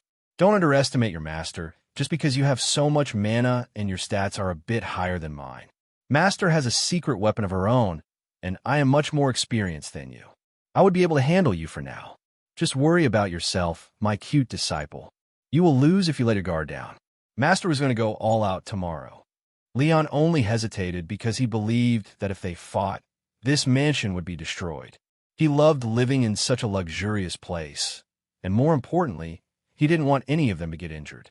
So his determination to learn the life element increased even more. You're talking about your lightning aura, Master, aren't you? Seraphine was shocked this time, when she had thought he was getting used to it. How did you know? That was her greatest secret. When she had been in the academy, she had seen a professor from the middle realm use something called aura. It fascinated her. How can something be so powerful? But her hopes were crushed by the words of the professor telling everyone that those in the lower realm could never learn this. But she never gave up and tried. On the day she had decided to defy her fate by trying to kill a monster in the forbidden mist forest, hoping to get its core to level up. While coming close to dying, it was not all worthless, as she learned to form aura during that fight. But even then, she wasn't able to defeat that monstrosity. And even now, after 5 years, she doesn't think she can kill that monster. She would fare much better against it, but kill it. She still doesn't think she can do it. Leon told her about the fact that his system is an upgraded version of theirs, and he can see all her information with just a thought. But he didn't know where the limit of information lies, as it had only been a short time since he found out about this. She accepted his explanation. Still, this ability of his seemed useful to her. The power to know your opponent, that was deadly. And if it worked on monsters, future fights with monsters in the Mist Forest would be much easier. I had decided that enrolling Leon in the academy would be the best thing to do before, as they have people from the middle domain running it and a headmaster who seems unfathomable, as all the professors and teachers cower at just her glance. Previously, she didn't know why that was, as they shouldn't be that afraid of her. But after knowing about the different realms, she believes the headmaster might be from an even higher domain than them, or just a powerful individual. But now I feel they are not worthy to have my Leon as their student. I have to deal with paperwork to cancel out his admission. She left him in a hurry. She also had decided to prepare a few surprises for him, seeing his strength. ________. Leon reached his luxurious room once again. He closed the door, shut once inside. Along the way, he regretted quite a lot for stopping his master's advances. He had never done it, And after reading the book written by Lin Fong, he was even more curious and excited because of how heavenly the experience Lin Fong had described in his book. He had never thought about having a harem of his own, but that holy book had aroused a desire in him that he had never known. He built his own harem of beautiful and lovely women of his own. What is the point of having so much potential if he can't fulfill his own wishes? And he had decided his master would be the first member of his harem. Still, he looked like a kid right now compared to the master. His master doesn't mind, but he did feel a bit weird about it. Why can't I just grow up like before in the dungeon after merging with the orb? It would be so nice. He knew it would be torturous instead to hold out for even a year. He can't do it. He wouldn't be able to endure it until then. A thought had come to his mind. He doesn't know if it would work or not. It was still around 2 p.m. He had around 7 hours before he had to go for dinner. In terms of time inside his dimensional hourglass, it would be around a year. And if he counted the time after coming back from dinner, in total, he had around a little more than 2 years. He had never tried to enter the dimension with his physical body. It was a separate dimension, so in theory, he should be able to enter it. A smile appeared on his face, imagining what his master's face would be like once she saw him all grown up once again in just the next day. But if it didn't work, then he doesn't care about the morals of his previous world. He looks around 16, an adult in this world. Why should he bind himself with the morality of his previous world? To reject his beautiful master would be blasphemy to him. He had made up his mind, but he didn't mind giving it a try. He still doesn't know how, but he can think it would require mana. While learning to teleport small things, he did learn some basic ideas of how a portal would work. He remembered the dungeon he had entered for his class awakening. That was a separate dimension. So to enter his own dimension, he had to enter through a portal or teleportation. He didn't dwell on it for long and took out the hourglass instead. The hourglass floated on his hand with its brilliance and the same sight of black sand defying gravity, moving from sideways. From a distance, it could be mistaken for a normal hourglass, but once close, anyone can see how mysterious the hourglass is. Instead of traveling with his consciousness, Leon started pouring his mana into it. He only started with just a little, but it got sucked in like nothing. Leon continued with increased intensity. He had so much mana that he was confident in quenching the thirst of the little hourglass. He can also feel the ripple of space around him. With his space control, he knew a portal was about to form here. He continued. Half a minute had passed, and the hourglass was still sucking his mana. A shimmering silver-white portal was forming in front of him, but right now, it was not complete and quite unstable. Fucking hell, I had poured 600 mana. Is this a black hole? For the first time, Leon felt that his mana was not enough. But he still kept going, and he even started to feel a bit tired due to the strain caused to his body by using such a large amount of mana in such a short period. You monster, stop it. Don't suck it so hard. I would lose consciousness. He paused his thought for a moment. It was necessary, but the thing was he can't stop it. It was about to reach 1,000 mana, nearly all his reserve. If he hadn't leveled up, he would be unconscious right now.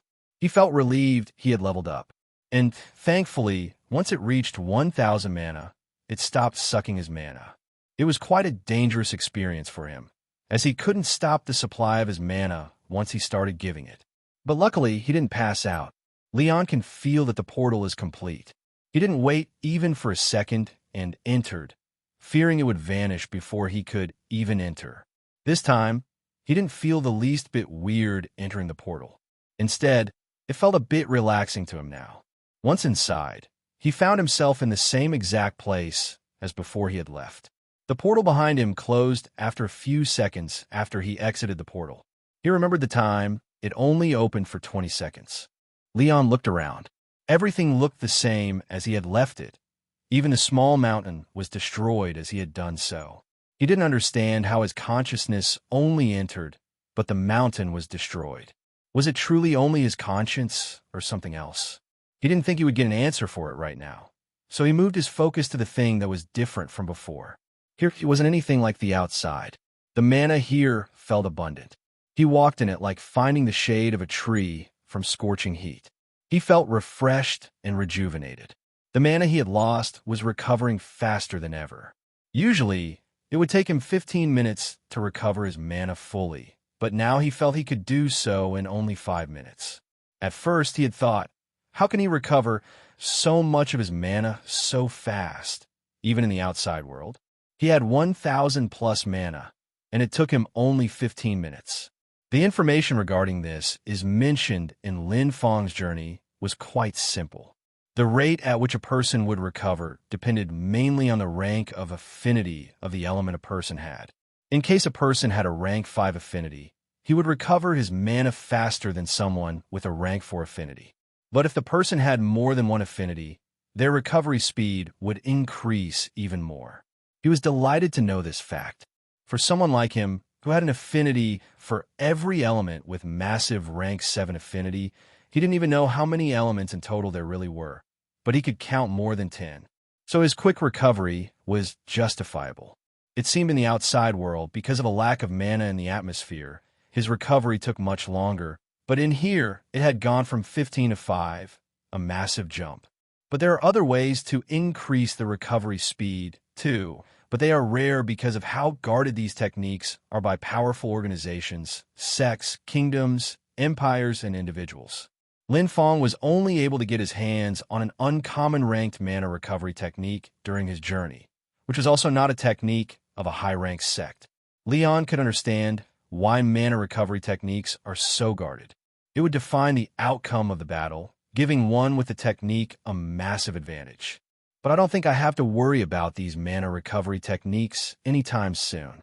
The thought of trying to absorb the mana from the atmosphere didn't even enter his mind, as it was like poison to one's body because of its unrefined form. It was common knowledge that Seraphine had told him before even awakening.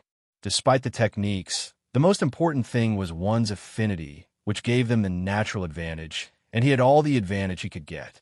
Only after waiting for a few minutes, his mana had recovered fully. He didn't think he had to worry about mana recovery here. He had around 291 days to train before he had to go for dinner. He would have started with the space element, but he had decided to go with the life element for today because of his fight with his lovely master the next day. He would continue practicing space elements tomorrow. He started by trying to imagine life in his head about life. It was connected to vitality, the thing that keeps life going. Despite that, it took half an hour to manifest the first strand of life element. Even space element took less than that, whose reason he might guess was because of coming in contact with portals and experiencing it firsthand. His inventory connected to his soul was also made out of a space element. But for the life element, he had never seen anyone use it and experience it himself. After the first manifestation, it got much easier. For the practice, he took out the corpses of smaller wolves, which were in much better shape than others because in the first few fights, he only used precise strikes to kill, unlike after merging with the orb, when he just blasted them to pieces. The corpse was still fresh.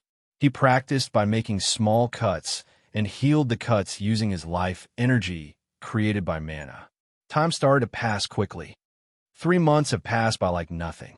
During his time, he had to sleep and eat like every other human. The time he had to practice was much less, but the progress he was making was more than twice as fast, too, by which he understood that the environment here had something to do with that. For the food, he had to thank his spoon of infinite soup, which produced a balanced, nutritious, delicious soup. The taste grew repetitive over time, but it never tasted bad. He enjoyed the soup. He did try to cook up a piece of monster using the fire he had created using his magic. There wasn't any seasoning, so he tried to mix it with the soup and eat it, but it was horrible. He didn't even swallow it and spat it out because of how bad it was. The meat wasn't that burned. He could differentiate it between a piece of charcoal and meat he cooked for himself, so he understood it had something to do with the meat itself. After that day, he was content with his delicious soup every day. There wasn't much to experiment with, simple elements as life for him. His aim was to reach at least the stage when he would regrow limbs. The progress was much smoother than he had expected. As his control over the life energy increased, the cost of the mana decreased, and even his healing speed increased. But the reason for the stop was something unexpected he hadn't thought about. In just 3 months, the clothes he was wearing had become too tight for him to wear, which shouldn't be normal. He had to take his clothes off because of it, and he was only in his underwear right now, which he had made sure the material used was elastic because the last time in the dungeon, it was tight. Very tight. Inside the dungeon, every step feels like his underwears try to start a civil war down there. But his accoutrements to brutal pain held his will firm even in that crisis. Still, his choice was clear. He didn't want to experience that feeling ever again. He created a mirror out of his ice element in front of him and could see that his height had increased by at least 3 inches. Now he was much taller. There was only one answer to this mystery in his mind. Life element. He couldn't explain what was happening in proper terms because of his lack of knowledge. But one thing was clear to him. As he used life element, the growth rate of his body increased. He could only assume that it must be due to a life element, as this was the only thing he could think of. If he ever met someone who also had an affinity with the life element, this mystery might be solved. But for now, he could only praise the fact of how fast he was growing. He decided to open his status screen to check something. A shimmering, transparent golden screen appeared in front of him, revealing his information. Character information. Name, Leon. Level, 6. Class, Elemental Paragon, SSS. Age, 10. Soul age, 26. Race, human. Cultivation, apprentice rank. Affinity, all, rank 7. Strength, 33. Agility, 34. Stamina, 34. Mana, 1250. Intelligence, 150. Skills, King's Touch, level 1 epic. Lightning Bolt, level 1 common. Technique, Mana Body Enhancement, adept rank. He looked at his stats, particularly his physical age, which was still 10, despite the massive change happening in his body. It seems whatever had happened had only increased the growth rate of the body, not the actual age. There was still more than 6 months left, so he continued his training while only in underwear, which felt fine for now. 6 months had passed now. Leon was standing in front of a square-shaped mirror made out of ice. He had the control to make it look good, but what mattered right now wasn't the design mirror. In these past 6 months, other than the fact of massive growth he had in controlling life elements and using them to heal either himself or others, he had found one other sinister use. The ability to suck out of life energy out of living beings. He had turned corpse, he was Pracidus in a dried-up stick many times, but got back to previous when he healed it using his life angry. This ability can heal his body at time at the same with while even recovering his mana in the process, and one can't forget its deadly effect of turning people into practical undead. He knew if he sucked too much life force out, they would die at the end.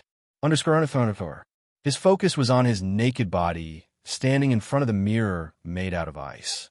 His first focus was on his face. He had lost the cute, childish charm he had before, and right now, he could only be defined as handsome. His hair, which once fell only up to his shoulder, was now even longer, reaching his upper back below the shoulder blade. He could see in the reflection that it suited him quite well, so he would leave it as it was. Growth wasn't just height. He appeared as before, a lean body, broad shoulders. Muscle on his body increased in just the perfect areas. He had defined abs, and most importantly, the size of things had also improved. Even before he had a good size, but now it was even bigger and thicker. He had worried when he had grown 3 inches in just 3 months, but now, even after the 6th month, he had grown only another 3 inches. Most of the growth was at the start, and at the end, growth had slowed down. But even then, it was still not normal. But he was quite happy with the results. He stood at 6 feet tall, an inch taller than his master. Now he felt much more confident in handling her in the future, and looked forward to his moves now, because he wasn't going to go easy on her. As for the other use of life element, it was sinister but useful, so he would try not to use it in front of other people if possible. But it was an overpowered ability that required almost no amount of mana for him to perform. And that was not all. He felt like he could regrow his limbs if they were destroyed. His goal was accomplished, but hadn't tried it on himself, only on the wolf corpse. But it worked as the obliterated leg grew back perfectly as new. But it did take a lot of mana. For the small wolf he was practicing on, it took him about 600 mana, only because he had better control over the element. However, he did think that for his own arm, it would take less, as it does depend on the size of the thing. As for the other healing, deep cuts, or even broken bones, 100 mana was enough for him to heal them. It depends on how severe the wounds are. He was confident in this one because he had tried it on himself. It was painful but worth it, but he didn't go as crazy as to destroy his whole arm. He came out of the dimension and was now back inside his room. Naked, behind him was the silver-white portal. He had decided to go full command only after the next month, because if not, the war would be waged again, and he didn't want to experience it again. He felt drained once again, as he had to use 1,000 mana once again to create another portal for him to go back. I did create water using my water element to take a bath from time to time, but I still want to take a nice shower using soap and shampoo. He remembered to take basic things with him once he went back inside his dimension in physical form. He even thought about building a house inside where he could rest when he went back. Sleeping on the floor wasn't hard for him with his strong body. He didn't feel cold or anything, but nothing could beat the comfort of a soft bed. He went to the bathroom attached to his room and took a nice shower. There was a big bath inside, too, but he didn't have enough time to take the bath right now and much preferred being bathed by the help of lovely maids inside the mansion. It was just too relaxing that way. He was just wrapping a towel around his waist when a knock on the door was heard. Knock, knock. He didn't just outright open the door like the last time. First, he heard who was behind the door. He wished it were Kayla, as it would be much easier to arrange the clothes for him with her help. "Young master, it's me, Kayla. Come with me. It's time for dinner." A smile appeared on his face, hearing Kayla's voice, as everything would be much simpler now. He opened the door. Both of their eyes locked for a moment. He could see the slight blush on Kayla's face. There was shock on her face at first, but she seemed to have calmed down after a few seconds. Kayla didn't need to come to invite young Master Leon for dinner, as any normal maid could do that job. But after the lunch, the time she had spent together with Lady Seraphine, she was way too cheerful. She was even giggling like a fool from time to time, saying young Master Leon's name. "Say my Leon loves me, my dear Leon loves me, my cute disciple loves me."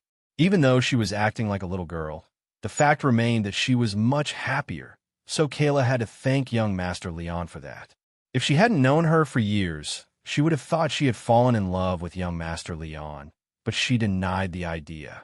She might be crazy sometimes, but she won't go that far when she calls him family. He was too young, despite his appearance. But when he opened the door, there was a handsome man with long white hair, mystical eyes, standing naked in front of her, only with a towel. A few seconds of looking at the man was enough for her to tell that it was the mysterious young Master Leon.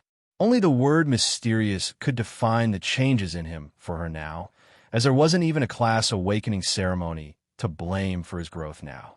But what made her blush was not the fact that he was standing with only a towel in front of her, looking majestic, but the fact of the big, bold outline on his towel he was wearing.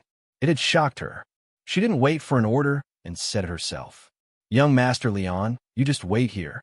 I will prepare clothes for you in just 5 minutes. But wait, Kayla, you don't know what size would fit me. Let me come back in a minute." He was about to close the door to take his measurements, but her confident voice sounded before it could happen.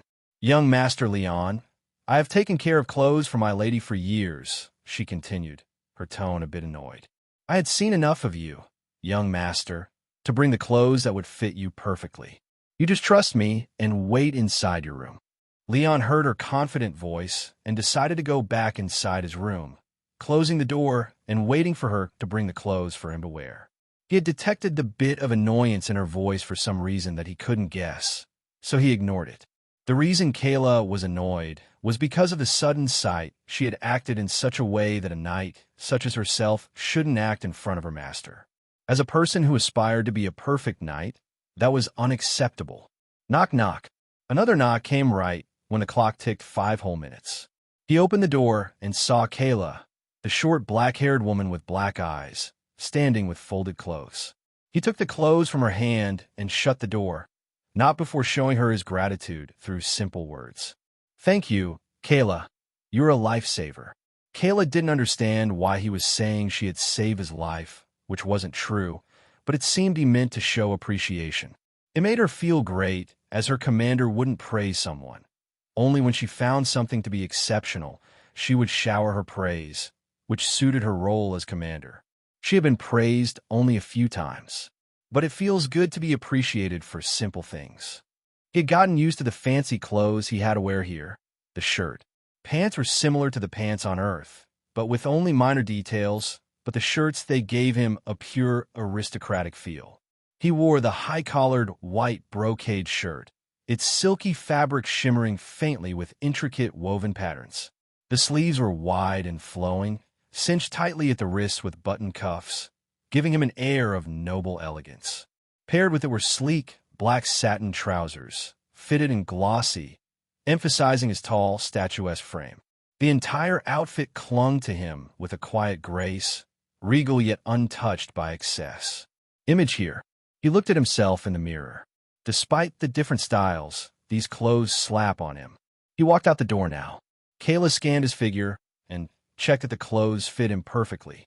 She was satisfied, but there was another thought in her mind, seeing how he looked. Young Master Leon looked more noble than nobles.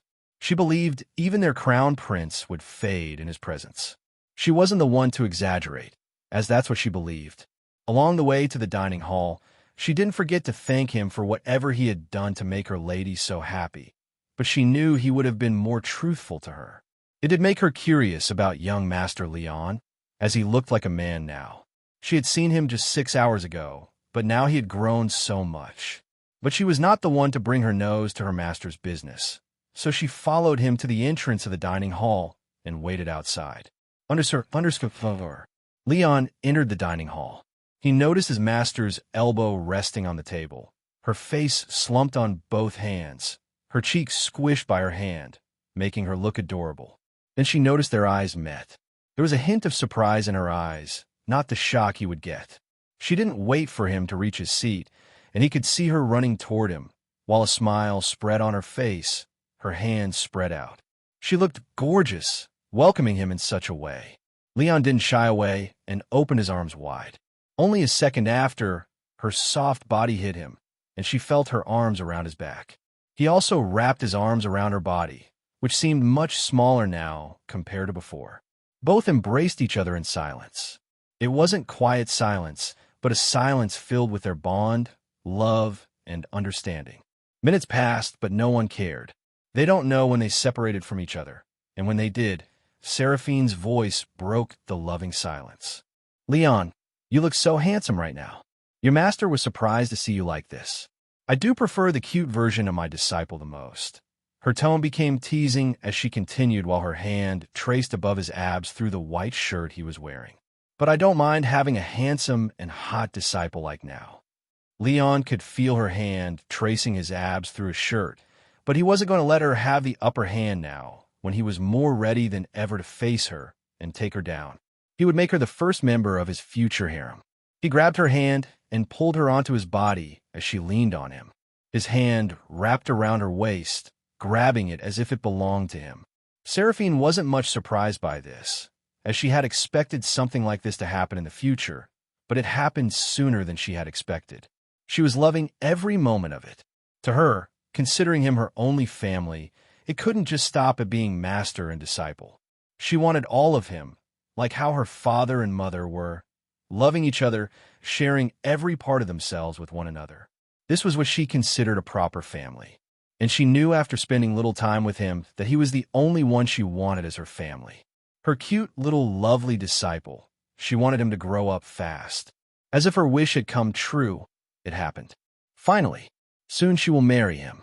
She didn't feel the least bit guilty about his age, despite the fact that she didn't know about his 2 lives before. She could never take advantage of him. Her conscience was clear to her. But now she didn't even have to worry about it, as she knew he was 26 years old mentally, and now he looked at least 18. His boldness could be from the fact that his previous world morality wasn't holding him back anymore. Even if his body didn't have the strange growth, She believed he would have dealt with the obstacle that was stopping him himself and accepted her fully. Oomph. Just because you've grown a bit taller than your master doesn't mean you can treat your master like this. You need to be punished for such blatant disregard. Despite the way she was talking in a playful tone, Leon could feel her hand wrapped around his back. If she wanted to act, he didn't mind playing along. His hand around her waist pulled her even tighter in his embrace as he continued. What might be the punishment, master? She already knew what she wanted from him right now, so the answer came just as he asked. I demand a kiss from you, my dear disciple, for the disrespect you have shown me. Leon didn't answer. He just showed a warm smile, which made Seraphine's heart skip a few beats. Her disciple had become more attractive than she had imagined, but looks alone weren't enough to impress her. The fact that it was her same Leon made her heart beat loudly in her chest, and the fact that she knew this smile meant he was going to kiss her. Finally, she had envisioned this moment for years. I love my Leon so much.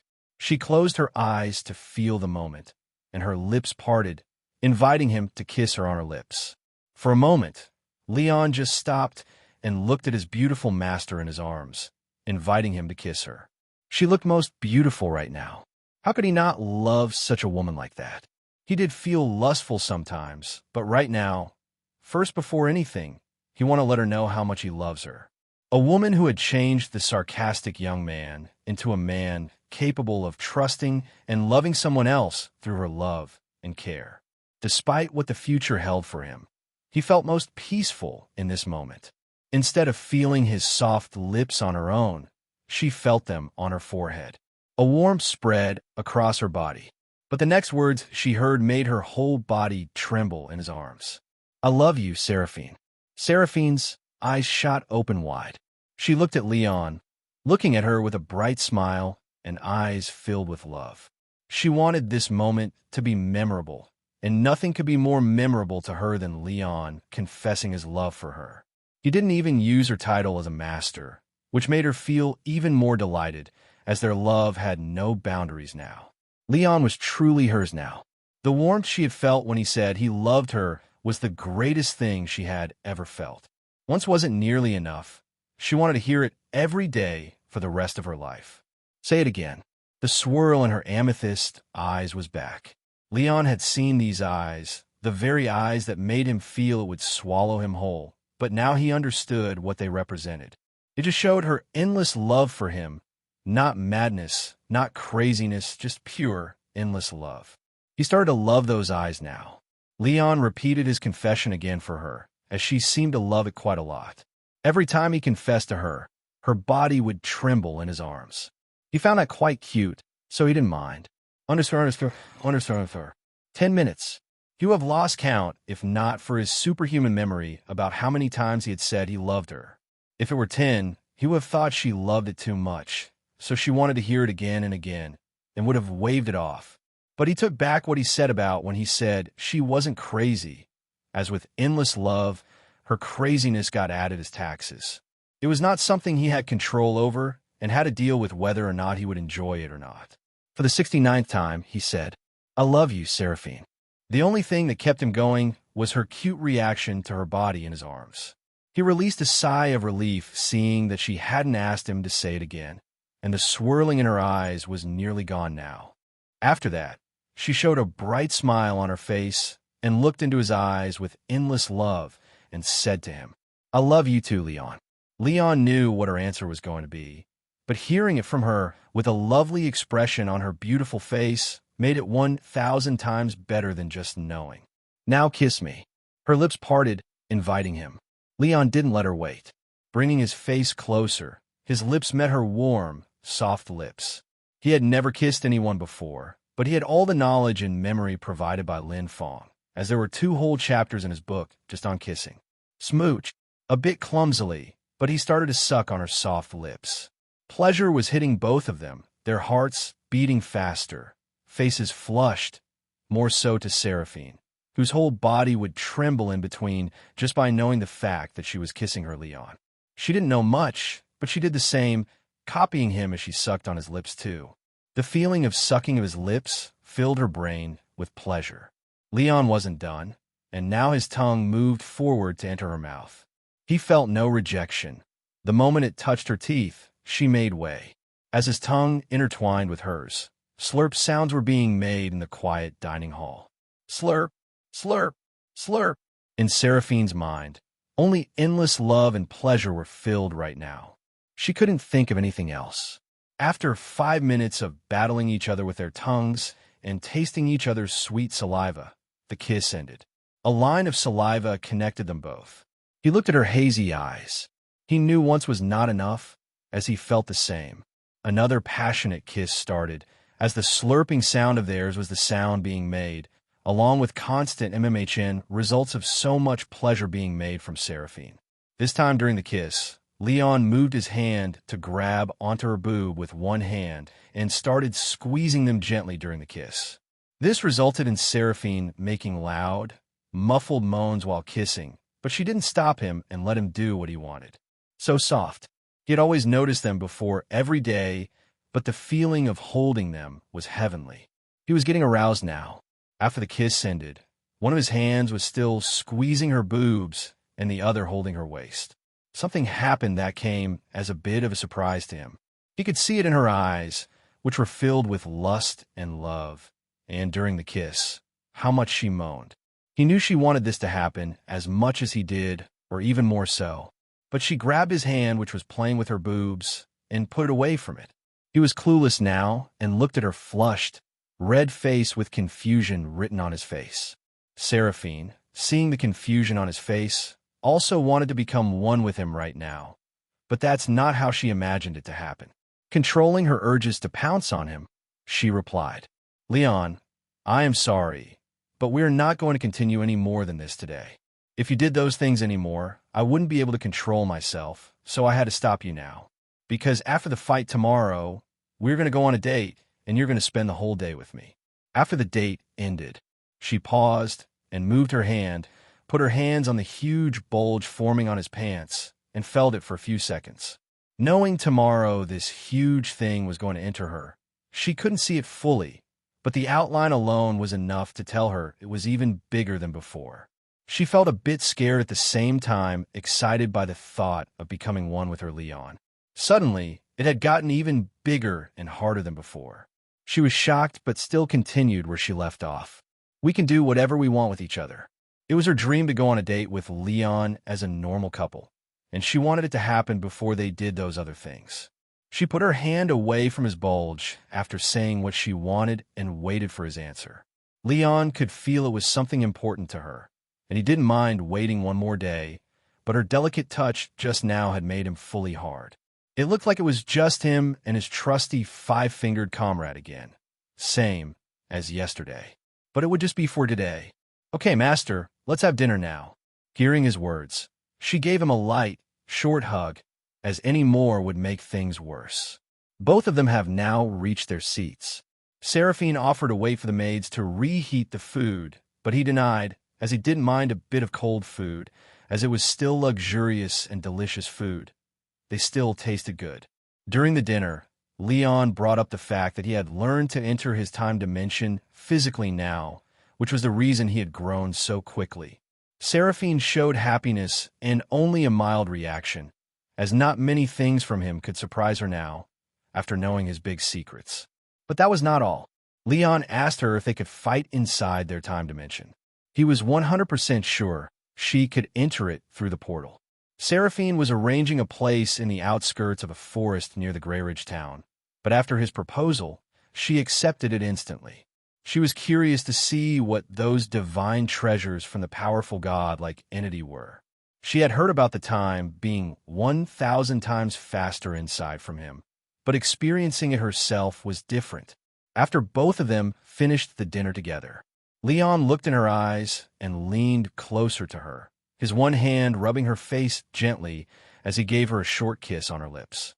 "Smooch, I love you. Good night, master. I'll look forward to tomorrow. Rest well." After hearing her reply, he left right after. Leon reached his room, still half-hard and frustrated thanks to the little moment he'd shared with Master. Her touch, her voice, it had stirred more than just his feelings. He stood there for a second, debating. his most loyal comrade, always on standby, never judged him, just ready to grip, stroke, and finish the job. He glanced at his hand. Yeah, you've served me well, old friend. But then he hesitated. He remembered the last time. One session turned into 2, then 5. Then, almost a day passed inside his time dimension. His stamina wasn't human anymore to begin with. Besides, after unlocking the life element, something inside him changed, something primal and relentless. He just needed a bit of mana from his large reserve. He didn't just jerk off anymore. He waged war on his own damn body. He had become a sex machine, the kind of freak who could go 12 rounds with nothing but imagination and lotion. The kind of guy who had to schedule breaks so his legs didn't go numb. And sleep?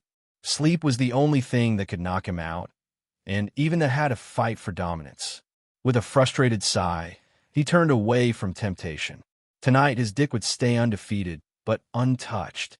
For now, he had gotten used to the habit of training whenever he had free time, but today he had decided to go with physical training, which he hadn't done for a long time. Even still, his body remained perfect, but to calm his raging dragon, he had to do it. Before moving back to train his space element, which he was still not satisfied with, he wanted enough control so he could cast the spell in less than a second. And not just that, he was going to train with the sword he had earned inside the dungeon. He would try to wield the epic-ranked emo sword he had gotten as a spin, but he wasn't sure if it would work or not. In terms of pure skill in wielding his dagger, he was sure he had surpassed Seraphine, her master, because she would get her teaching done after coming back from him. He had so much to train and practice everything he had learned from her. He wouldn't have time in real life much because of her brutal training, but 1 hour every day on weekends, inside the dimension, was his routine he never missed. But he had realized the shortcomings of weapons like daggers. They could give you an advantage in specific conditions, but the sword seemed the most optimal weapon to him. It had control, more damage, reach, and he had an epic-ranked sword to wield, too, so there was more reason for him to train with it. He had forgotten to ask for an extra bed and bathtub for other things he would need for leisure time inside the dimension besides just training. For now, he had decided to take the king-sized, luxurious bed inside his room and the big bathtub inside his bathroom, along with soap and shampoo. He had his trusted soup for the food. It had a perfect balance of nutrition and tasted delicious. He could make do with it. He also took all the portions of the snacks he would get every month, like cookies, candies, and chips, which could last for 2 months. It would be a nice change in taste once in a while. He had also found quite a lot of new pairs of luxurious clothes inside his new wardrobe in his new sizes. He believed it was Kayla's work. He appreciated her in his heart and took them too. He stored all the things inside his inventory. Once again, he took the hourglass out of his inventory. He started pouring out his mana inside the hourglass, and he had noticed a slight difference in his body. Unlike previous times, this time he didn't feel like he was reaching the point of passing out. He did feel a bit weaker, but he felt like he was getting used to the feeling of using mana almost to the limit. He would have never found this if not for the hourglass, so he had to thank the little devourer for that. While he had drained his mana time inside the dimension in his conscious form, he felt weak, yes, but never to the point of passing out. And the feeling was always the same as before, no matter how many times it happened. Once he passed through the portal and reached inside, he started the physical exercise first. His sleep was fucked just like back on Earth, but for an entirely different reason this time. Back then, it was stress, late-night gaming, or existential dread. But now, because of his godly treasure, normal physical exercise had no effect on him. He understood that quite quickly. He had to do push-ups for half an hour just to smell his own sweat, which was strangely fragrant. He didn't even question it now. His body had become a different thing after the merging with the orb. He was just built different now. He could see the large rock, which would help in training, but he instead did something else. The blade of convenient sharpness. It appeared in a quiet flash, long, sleek, and deadly elegant.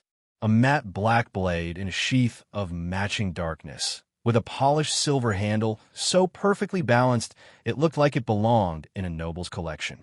Leon tried to catch it with his hand while summoning it from his inventory, but due to the weight, it dropped on the rocky ground with a loud sound.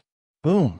Leon wasn't feeling any form of threat coming from it this time, which was to be expected as he tried to wield it inside the dungeon after merging with the orb. It was the same, no rejection, but it was too heavy for him to even lift. He muttered, looking at the blade, definitely better than those rocks. Would work as a lifelong replacement for dumbbells. He felt a slight pressure on his body and emotions, such as anger and displeasure, from it. It didn't understand, but felt insulted being compared to rocks.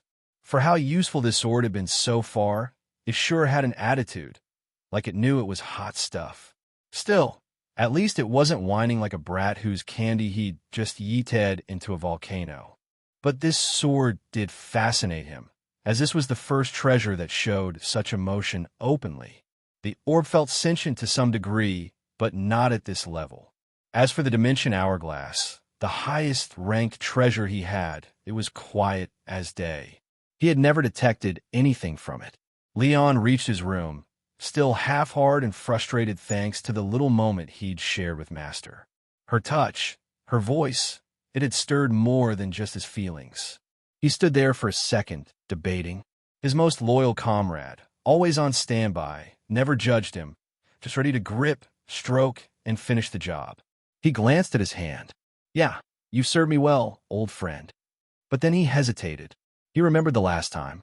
1 session turned into 2, then 5. Then, almost a day passed inside his time dimension.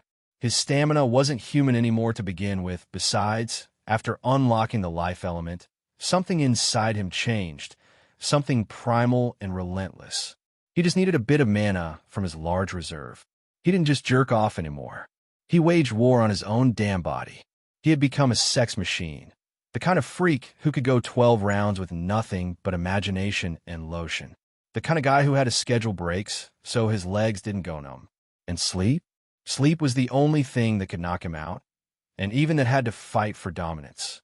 With a frustrated sigh, he turned away from temptation. Tonight, his dick would stand defeated but untouched. For now, he had gotten used to the habit of training whenever he had free time, but today he had decided to go with physical training, which he hadn't done for a long time. Even still, his body remained perfect, but to calm his raging dragon, he had to do it. Before moving back to train his space element, which he was still not satisfied with, he wanted enough control so he could cast the spell in less than a second. And not just that, he was going to train with the sword he had earned inside the dungeon. He would try to wield the epic-ranked emo sword he had gotten as a spin, but he wasn't sure if it would work or not. In terms of pure skill in wielding his dagger, he was sure he had surpassed Seraphine, her master, because she would get her teaching done after coming back from him. He had so much to train and practice everything he had learned from her.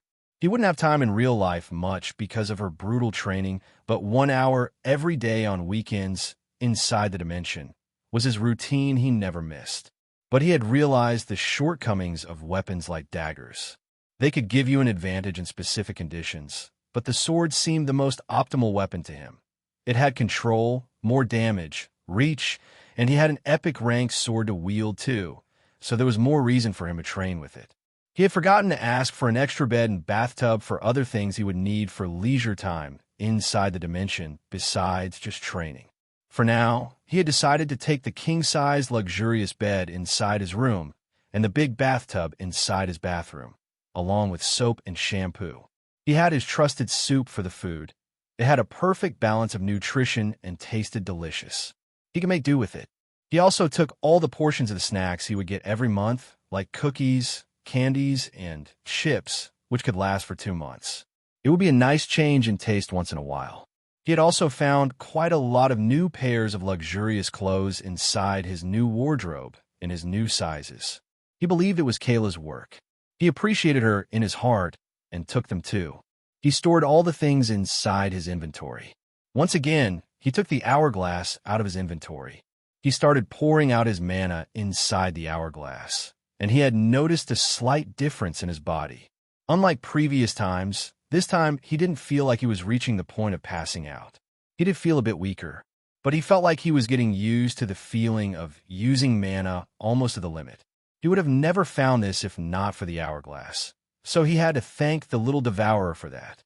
While he had drained his mana time inside the dimension in his conscious form, he felt weak, yes, but never to the point of passing out. And the feeling was always the same as before, no matter how many times it happened. Once he passed through the portal and reached inside, he started the physical exercise first. His sleep was fucked, just like back on Earth, but for an entirely different reason this time.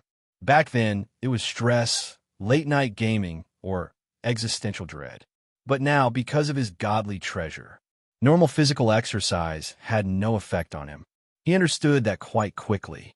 He had to do push-ups for half an hour just to smell his own sweat, which was strangely fragrant. He didn't even question it now. His body had become a different thing after the merging with the orb. He was just built different now. He could see the large rock, which would help in training, but he instead did something else. The blade of convenient sharpness. It appeared in a quiet flash, long, sleek, and deadly elegant. A matte black blade in a sheath of matching darkness, with a polished silver handle so perfectly balanced it looked like it belonged in a noble's collection. Leon tried to catch it with his hand while summoning it from his inventory, but due to the weight, it dropped on the rocky ground with a loud sound. Boom! Leon wasn't feeling any form of threat coming from it this time, which was to be expected as he tried to wield it inside the dungeon after merging with the orb. It was the same, no rejection, but it was too heavy for him to even lift. He muttered, looking at the blade, definitely better than those rocks. Would work as a lifelong replacement for dumbbells. He felt a slight pressure on his body and emotions, such as anger and displeasure, from it. It didn't understand, but felt insulted being compared to rocks. For how useful this sword had been so far, it sure had an attitude, like it knew it was hot stuff. Still, at least it wasn't whining like a brat whose candy he'd just yeeted into a volcano. But this sword did fascinate him, as this was the first treasure that showed such emotion openly. The orb felt sentient to some degree, but not at this level. As for the Dimension Hourglass, the highest ranked treasure he had, it was quiet as day. He had never detected anything from it. Leon's hand moved to pick up the epic rank sword, which was in a matte black sheath, but this time he was using his adept rank mana enhancement, mana channeling through his arm, making him many times stronger. As he tried to pick it up, even with that, he was barely able to lift the blade off the ground with both hands holding the blade. It was still too heavy for him to move. He had even tried to take out the blade, thinking without the sheath it might be less heavy, but he wasn't even able to make it budge even an inch from the sheath. He didn't feel any rejection from it, just that he lacked the physical prowess to even lift up the sword with his hands, and couldn't even unsheath it right now. A perfect replacement for doing deadlifts. He continued doing various types of physical exercises, like doing push-ups while a huge rock pressed against his back, doing deadlifts with the epic rank blade, running while connecting himself with massive rocks using his ice element. Unlike before, these workouts pushed him to his limits. He could feel his stamina draining, his muscles aching, and sweat pouring down his body. And for once, it felt exhilarating. Seraphine had told him that doing physical training was also a surefire way to increase one's physical stats. However, this method was slow and tiring, so most people didn't rely on it much besides the classes that had a physical combat focus. Her class, Lightning Knight, was a mix of both, so she trained her body regularly. Even with all these years of training, her stats hadn't increased by more than 5 through physical training, but it was still a good improvement for her, as those 5 stats made a big difference in actual fights.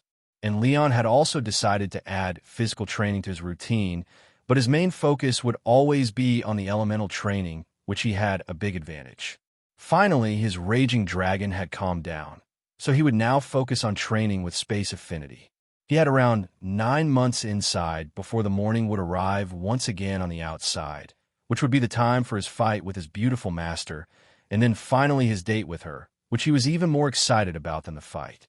He had no intention of holding back in tomorrow's fight. He knew his master would be upset if he did.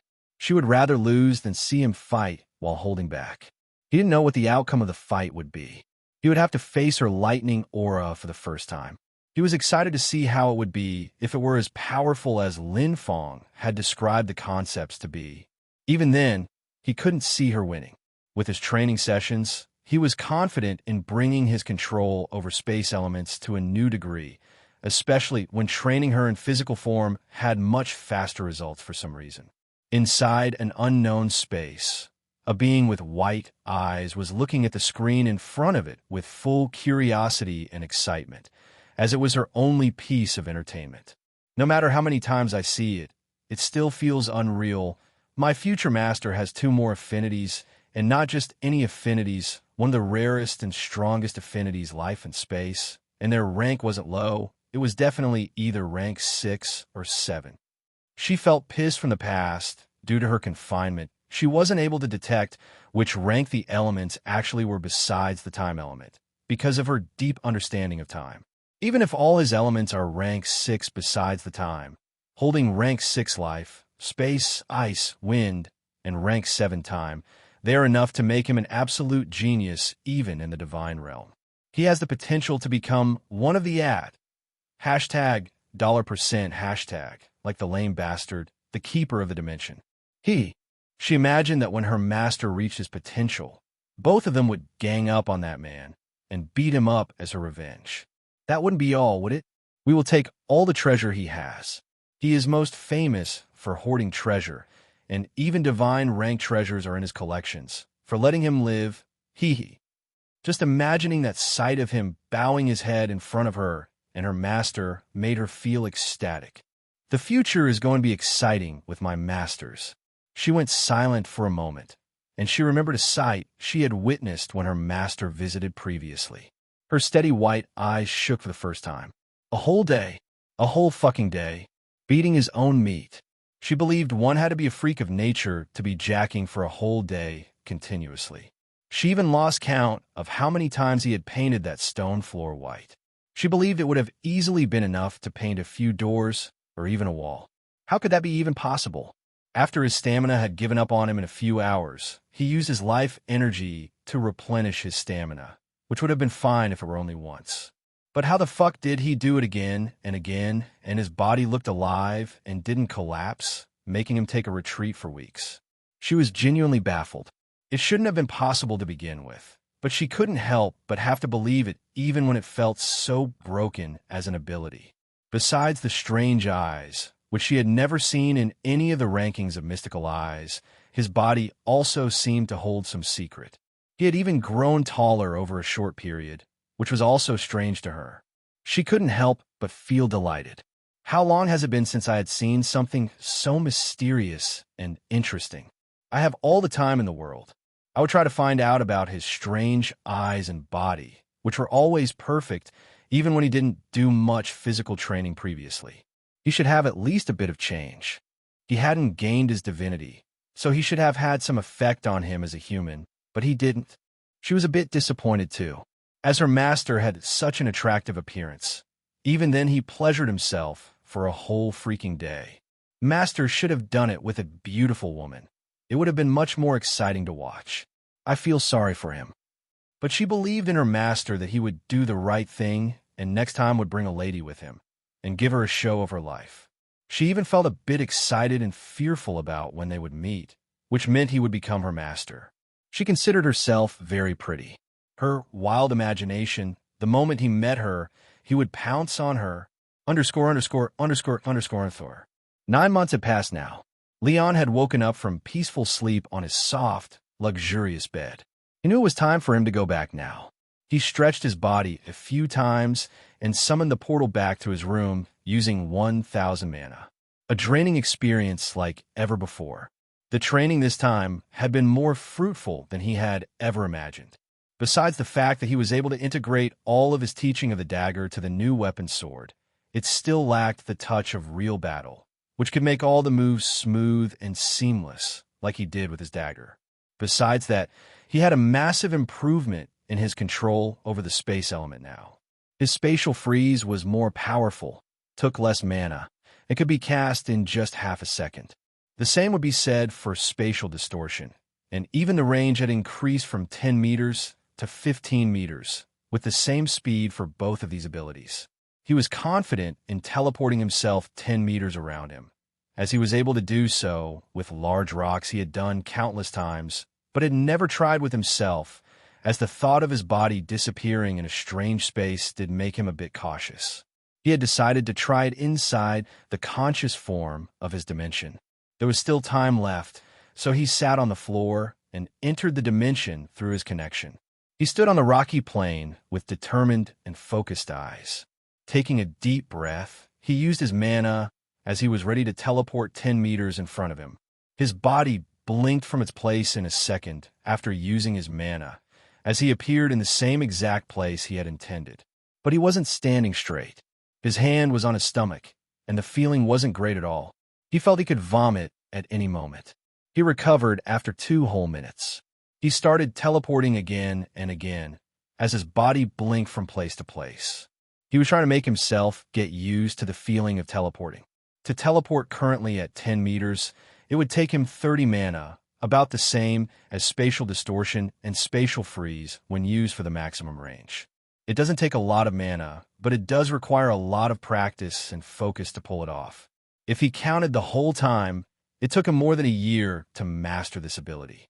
There was one new ability he was currently working on, which was going to be overpowered besides the portal he was going to learn sooner or later, but it was not complete yet. He only had the idea. He hadn't succeeded once. The cost of using spatial awareness has also decreased quite a lot. It only took him 50 mana/second now to pull it off for a 100-meter range, and he could use it 10 meters around him all the time, as his mana recovery would be higher than how much he would spend on it. Previously, he wasn't sure if the outcome of the battle between him and the Master was clear, but now he was sure she had no chance against him. He didn't know how she would react when she lost, but he was sure he couldn't go easy on her, knowing her personality. He walked out of his room and went toward the bath. He had to decide on a bath by being taken care of by lovely maids. It had been so long since he had done that, since most of the time he was inside the time dimension. It was a relaxing feeling. He wanted to experience it again. While walking to the baths, the maids noticed, but they didn't approach him like they used to during the past 3 years, as living there they had become familiar. He could see the curiosity burning in their eyes, all their eyes on him. It might be enough to make them guess about his real identity now, as he had now reached the height of 6 feet 1 inch, 181 centimeters, roughly 1 inch taller than yesterday. But since they had seen him yesterday, it would be around 8 whole inches to them. From his previous short height, his eyes were already a giveaway that he was the same person who came here yesterday morning, but had become much older. Considering his other features, they could link him to young Master Leon. And he wasn't wrong as he heard their whispers, which, strangely, every time would be loud enough for the actual person to hear, failing at hiding their whispers. Look, the one we assumed was young Master Leon's cousin now looks much older, one whispered. He has the same mesmerizing eyes. We can't be wrong. The other one nodded to the words of the maid beside her. He is such a hottie. He looks like someone from the royal family. The previous maid pinched her cheek and continued. That's true, but besides his eyes, didn't he look too much like young Master Leon, just older? I can imagine our cute young master turning out to be as handsome as him. The other maid nodded to her words. You are right, another whispered. Would he just be an older version of our young Master Leon, if not for his eyes? A mutual agreement. Both maids were quite suspicious of his identity now. Should we go and talk to him? Leon didn't wait for them to finish their secret conversation, which could be heard from miles away. He approached one of them and said, Is the bath prepared? The maid, who was a bit stunned by the sudden approach, hurriedly led him to the bath with the other maid beside her. They were curious to ask him about his identity, but didn't have the courage to do so. The water was hot, steam rising as Leon stepped into the bath without a towel, naked. He didn't bother covering up. He was used to this by now. The 2 maids were already waiting, kneeling at the edge of the pool with red cheeks. This tall and ripped figure with a handsome face and long white hair made them even more nervous and shy than when they gave baths to young Master Leon. They dipped their sponges into the water, stealing quick glances at him. He leaned back against the side of the tub, spreading his arms out, legs open, giving them full access. The first maid started with his chest, rubbing the sponge across his skin, trying not to stare at his cock resting half-submerged between his legs. The other moved behind him, working over his shoulders and down his back, but her eyes kept flicking downward every time he shifted. It was too big for them to not notice. It made them blush, but they only tried to focus on cleaning his body. Its size even scared them a bit. During the bath, Leon felt relaxed, as it felt good to be taken care of like this once in a while. The maid, seeing him so relaxed and comfortable lying there, his eyes closed, while letting them take care of everything, felt he was too similar to young Master Leon. Both of them, rubbing his flawless body with the sponge, looked at each other in their eyes and nodded, as they had decided to ask him, "Young Master, are you young Master Leon?" Leon heard their words and thought for a second, and decided to tell them the truth. He didn't think anyone here would harm him, and they wouldn't share these things with outsiders. Kayla had also mentioned that Seraphine would tell them the truth. "Yes, I am." After hearing his answer, their hands, which were a bit nervous at first, became steady. Now, their facial expressions became comfortable. Even his little young Master Leon from before had become such a hot man now, as there was also the massive thing between his legs which they couldn't help but glance at from time to time. It was still fear young Master Leon. They didn't ask how he suddenly looked like a proper adult, as they didn't need to know that, but the fact remained in both their minds that he might have those needs now. It wasn't unusual for maids to satisfy those needs in noble houses, but neither of them had ever done something like that. Because working for Lady Seraphine, they had never been ordered to do any of that for any guest that had paid her lady a visit, or even stayed in the mansion. Well, for men, they usually didn't even get to stay after whatever reason they came for. As for women, they would only stay 1 or 2 days at most, but they never encountered such a situation. They even believed it would be her lady who had done these things. But they still asked as knowing young Master Leon, as they believed he was special to the lady. They were not as nervous as before, having known him for 3 years. "Young Master Leon, do you want us to satisfy your sexual needs too?" Hearing their words, Leon nearly drowned, the warm comfort in which he was trying to relax. The offer did sound tempting, coming from 2 maids who looked quite decent, not even near the level of a master, but they looked good. However, he had no intention of doing such a thing with them, so he refused their proposal. Hearing his refusal, they released a sigh of relief as they were nervous. Still, there was also disappointment in their eyes. After the bath was finished, Leon went toward the dining hall. He was 15 minutes early today, but he didn't mind waiting inside the hall for Seraphine as they finished their breakfast. But to his surprise, Master was already waiting for him. The food was still getting arranged by the maid, but the Master was sitting there. He even felt like it was not the first time she had waited for him like this. He made sure his footsteps were heard, and as he intended, Seraphine noticed him. Their eyes locked with each other, only one thing on their minds. She rushed to him quickly and, reaching him, hugged him tightly as his arms were wide open for her to come. Leon also wrapped his arms tightly around her. This scene made the maids working to prepare breakfast shocked for a minute or so. Their mouths agape, as their lady was hugging a handsome man who was a bit taller than her. This seemed too far-fetched, as her lady had never shown any interest in many men, including those who had tried to court her, and even she had shown disgust to a few. There were constant proposals, so it was known to everybody in the mansion that when someone tried to court her lady, they could even say she had no interest in men at all. But now the same woman was hugging a man so passionately, without any care in the world. The genuine smile on her cold face made them realize it was real. It only took them a few moments after seeing her smile to realize who the young man might be whose hair resembled young Master Leon. They were sure now it couldn't be anyone other than young Master Leon himself. Their doubts were clear as to who the man was who looked almost similar to the young Master, besides his mystical eyes and older age. But now, seeing a man even older than before, they knew young Master Leon had somehow grown up, and their master was just like usual, behaving with him the same way she usually did. So they continued their work while taking glances at them from time to time. But soon, to the maid's surprise, An even greater shock returned to their faces as they could now hear the slurping sound of their passionate kiss, which was going on in the background. It wasn't just that they had just seen it, but it was clear as day to them, their lips connecting to each other as they latched onto each other. Slurp, slurp, slurp. Their work continued with the background noises of slurping sounds. After their work, they left right afterward, with every maid inside the room having the thought that they had to share this with every other maid in the mansion. Her lady hadn't told them anything and did these things with young Master Leon in front of them without any care, which meant they were never supposed to be a secret.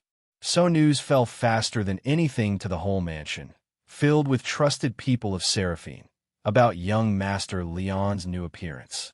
The shocking news of Lady Seraphine and young Master Leon's forbidden relationship. They separated from each other, finally, after a few kisses and hugs, which Seraphine needed, and Leon wasn't far off. He had missed so much, as, unlike her, he was away for the whole 9 months. After finishing their breakfast, Seraphine led him to the training like usual. Both of them changed from Thier casual clothes to Thier training outfits, which was a black tight upper bodysuit made of an elastic yet durable material. The same could be said for the tight skin pants, along with them. Leon looked at her, seeing her like this. No matter how many times he sees her, he can't get enough of her sexy appearance. Seraphine didn't try to tease him. It would have felt great to her to change in front of him, but she didn't want to distract him before the fight. There was no one inside the training hall besides both of them. As usual, he took out the dimensional hourglass from his inventory without any worry. The moment it appeared in his hand, floating slightly along with glowing sand moving sideways, while having the appearance of a normal hourglass, Seraphine knew it was far from any normal hourglass. Leon looked at her and said, "Are you ready to go, Master?" "Yes, I can't wait to fight you," she expressed. Leon showed a light-hearted, loving smile, but his voice was serious. "Master, I do get that you want to fight a strong opponent and your disciple, but let me warn you, I'm not going to go easy on you, and I think you will lose today." Seraphine heard him and replied on the same serious note. "My disciple, you don't have to worry about that. Just be careful. You are too shy when you lose to me." Does Seraphine think she can lose to him? The answer was yes. Knowing firsthand what he was capable of, he had stats higher than hers, mana almost 10 times hers. In a prolonged battle, there was no chance for her. She also didn't think he had wasted any time to learn the elements he had. She believed her chances of winning were lower than her chances of losing. But in reality, she didn't care much what the outcome of the battle would be.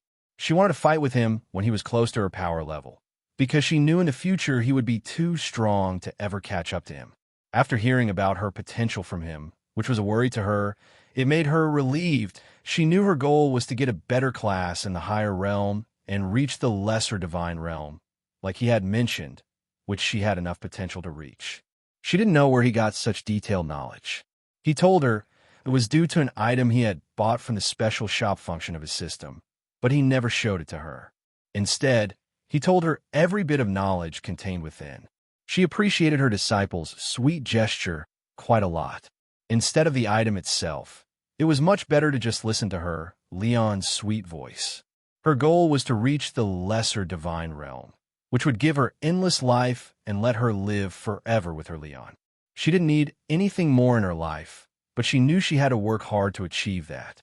She was never afraid of challenges, and this was one she would complete, as living forever with her Leon would be the most beautiful dream she could even muster. Hearing her answer, Leon started to pour his mana into the hourglass, and in less than a minute, a shimmering silver-white portal appeared in front of him. Leon took the hand of Seraphine, ensuring that they would be together as he hadn't done this before, and jumped right into the portal along with her. He noticed that he had entered the same place as before, like it was supposed to be, and beside him, Seraphine was also fine. Seraphine was in her own world as she looked at the vast expanse of endless rocky mountains around her. Beyond it, her vision could not see, but she could see that these mountains were not the end of the scope of his dimension. The sky was strange. There was no sun, moon, or anything, even though it was close to sunset, which she didn't think would change. Seeing the capability of an actual mythical ranked item, Seraphine realized how truly divine his treasure was. The first thing that came to her mind was to explore the land, see how vast it was, and then build a city, a kingdom, or even an empire there. She didn't know what her disciple thought in this regard, but she could imagine him being a loner, but she was quite the opposite. No matter how strong you are, if you have capable people to work for you, things would be much nicer. Their ambitions were high, reaching the lower divine for her, and for Leon, it might be even higher. She wanted to build her own empire here, her Leon as a king, she as his wife, the queen, with a massive army of their own and hundreds of thousands of loyal people under them, or even millions. Her spine tingled just from imagining the sight in her mind. She remembered he had a treasure, which she thought was ranked quite low for the thing it was capable of, the miraculous spoon of infinite soup, which would create endless, delicious, perfectly balanced soup. Might be a dream meal for quite a lot of people in the entire lower domain. She had seen the vision and potential in this place. She was going to build an empire for her Leon right here, making full use of his treasures, and make him a worthy emperor who ruled all these people, who would help them along their journey as their eyes, ears, and sword, if they had to, with their loyalty toward them as their driving force.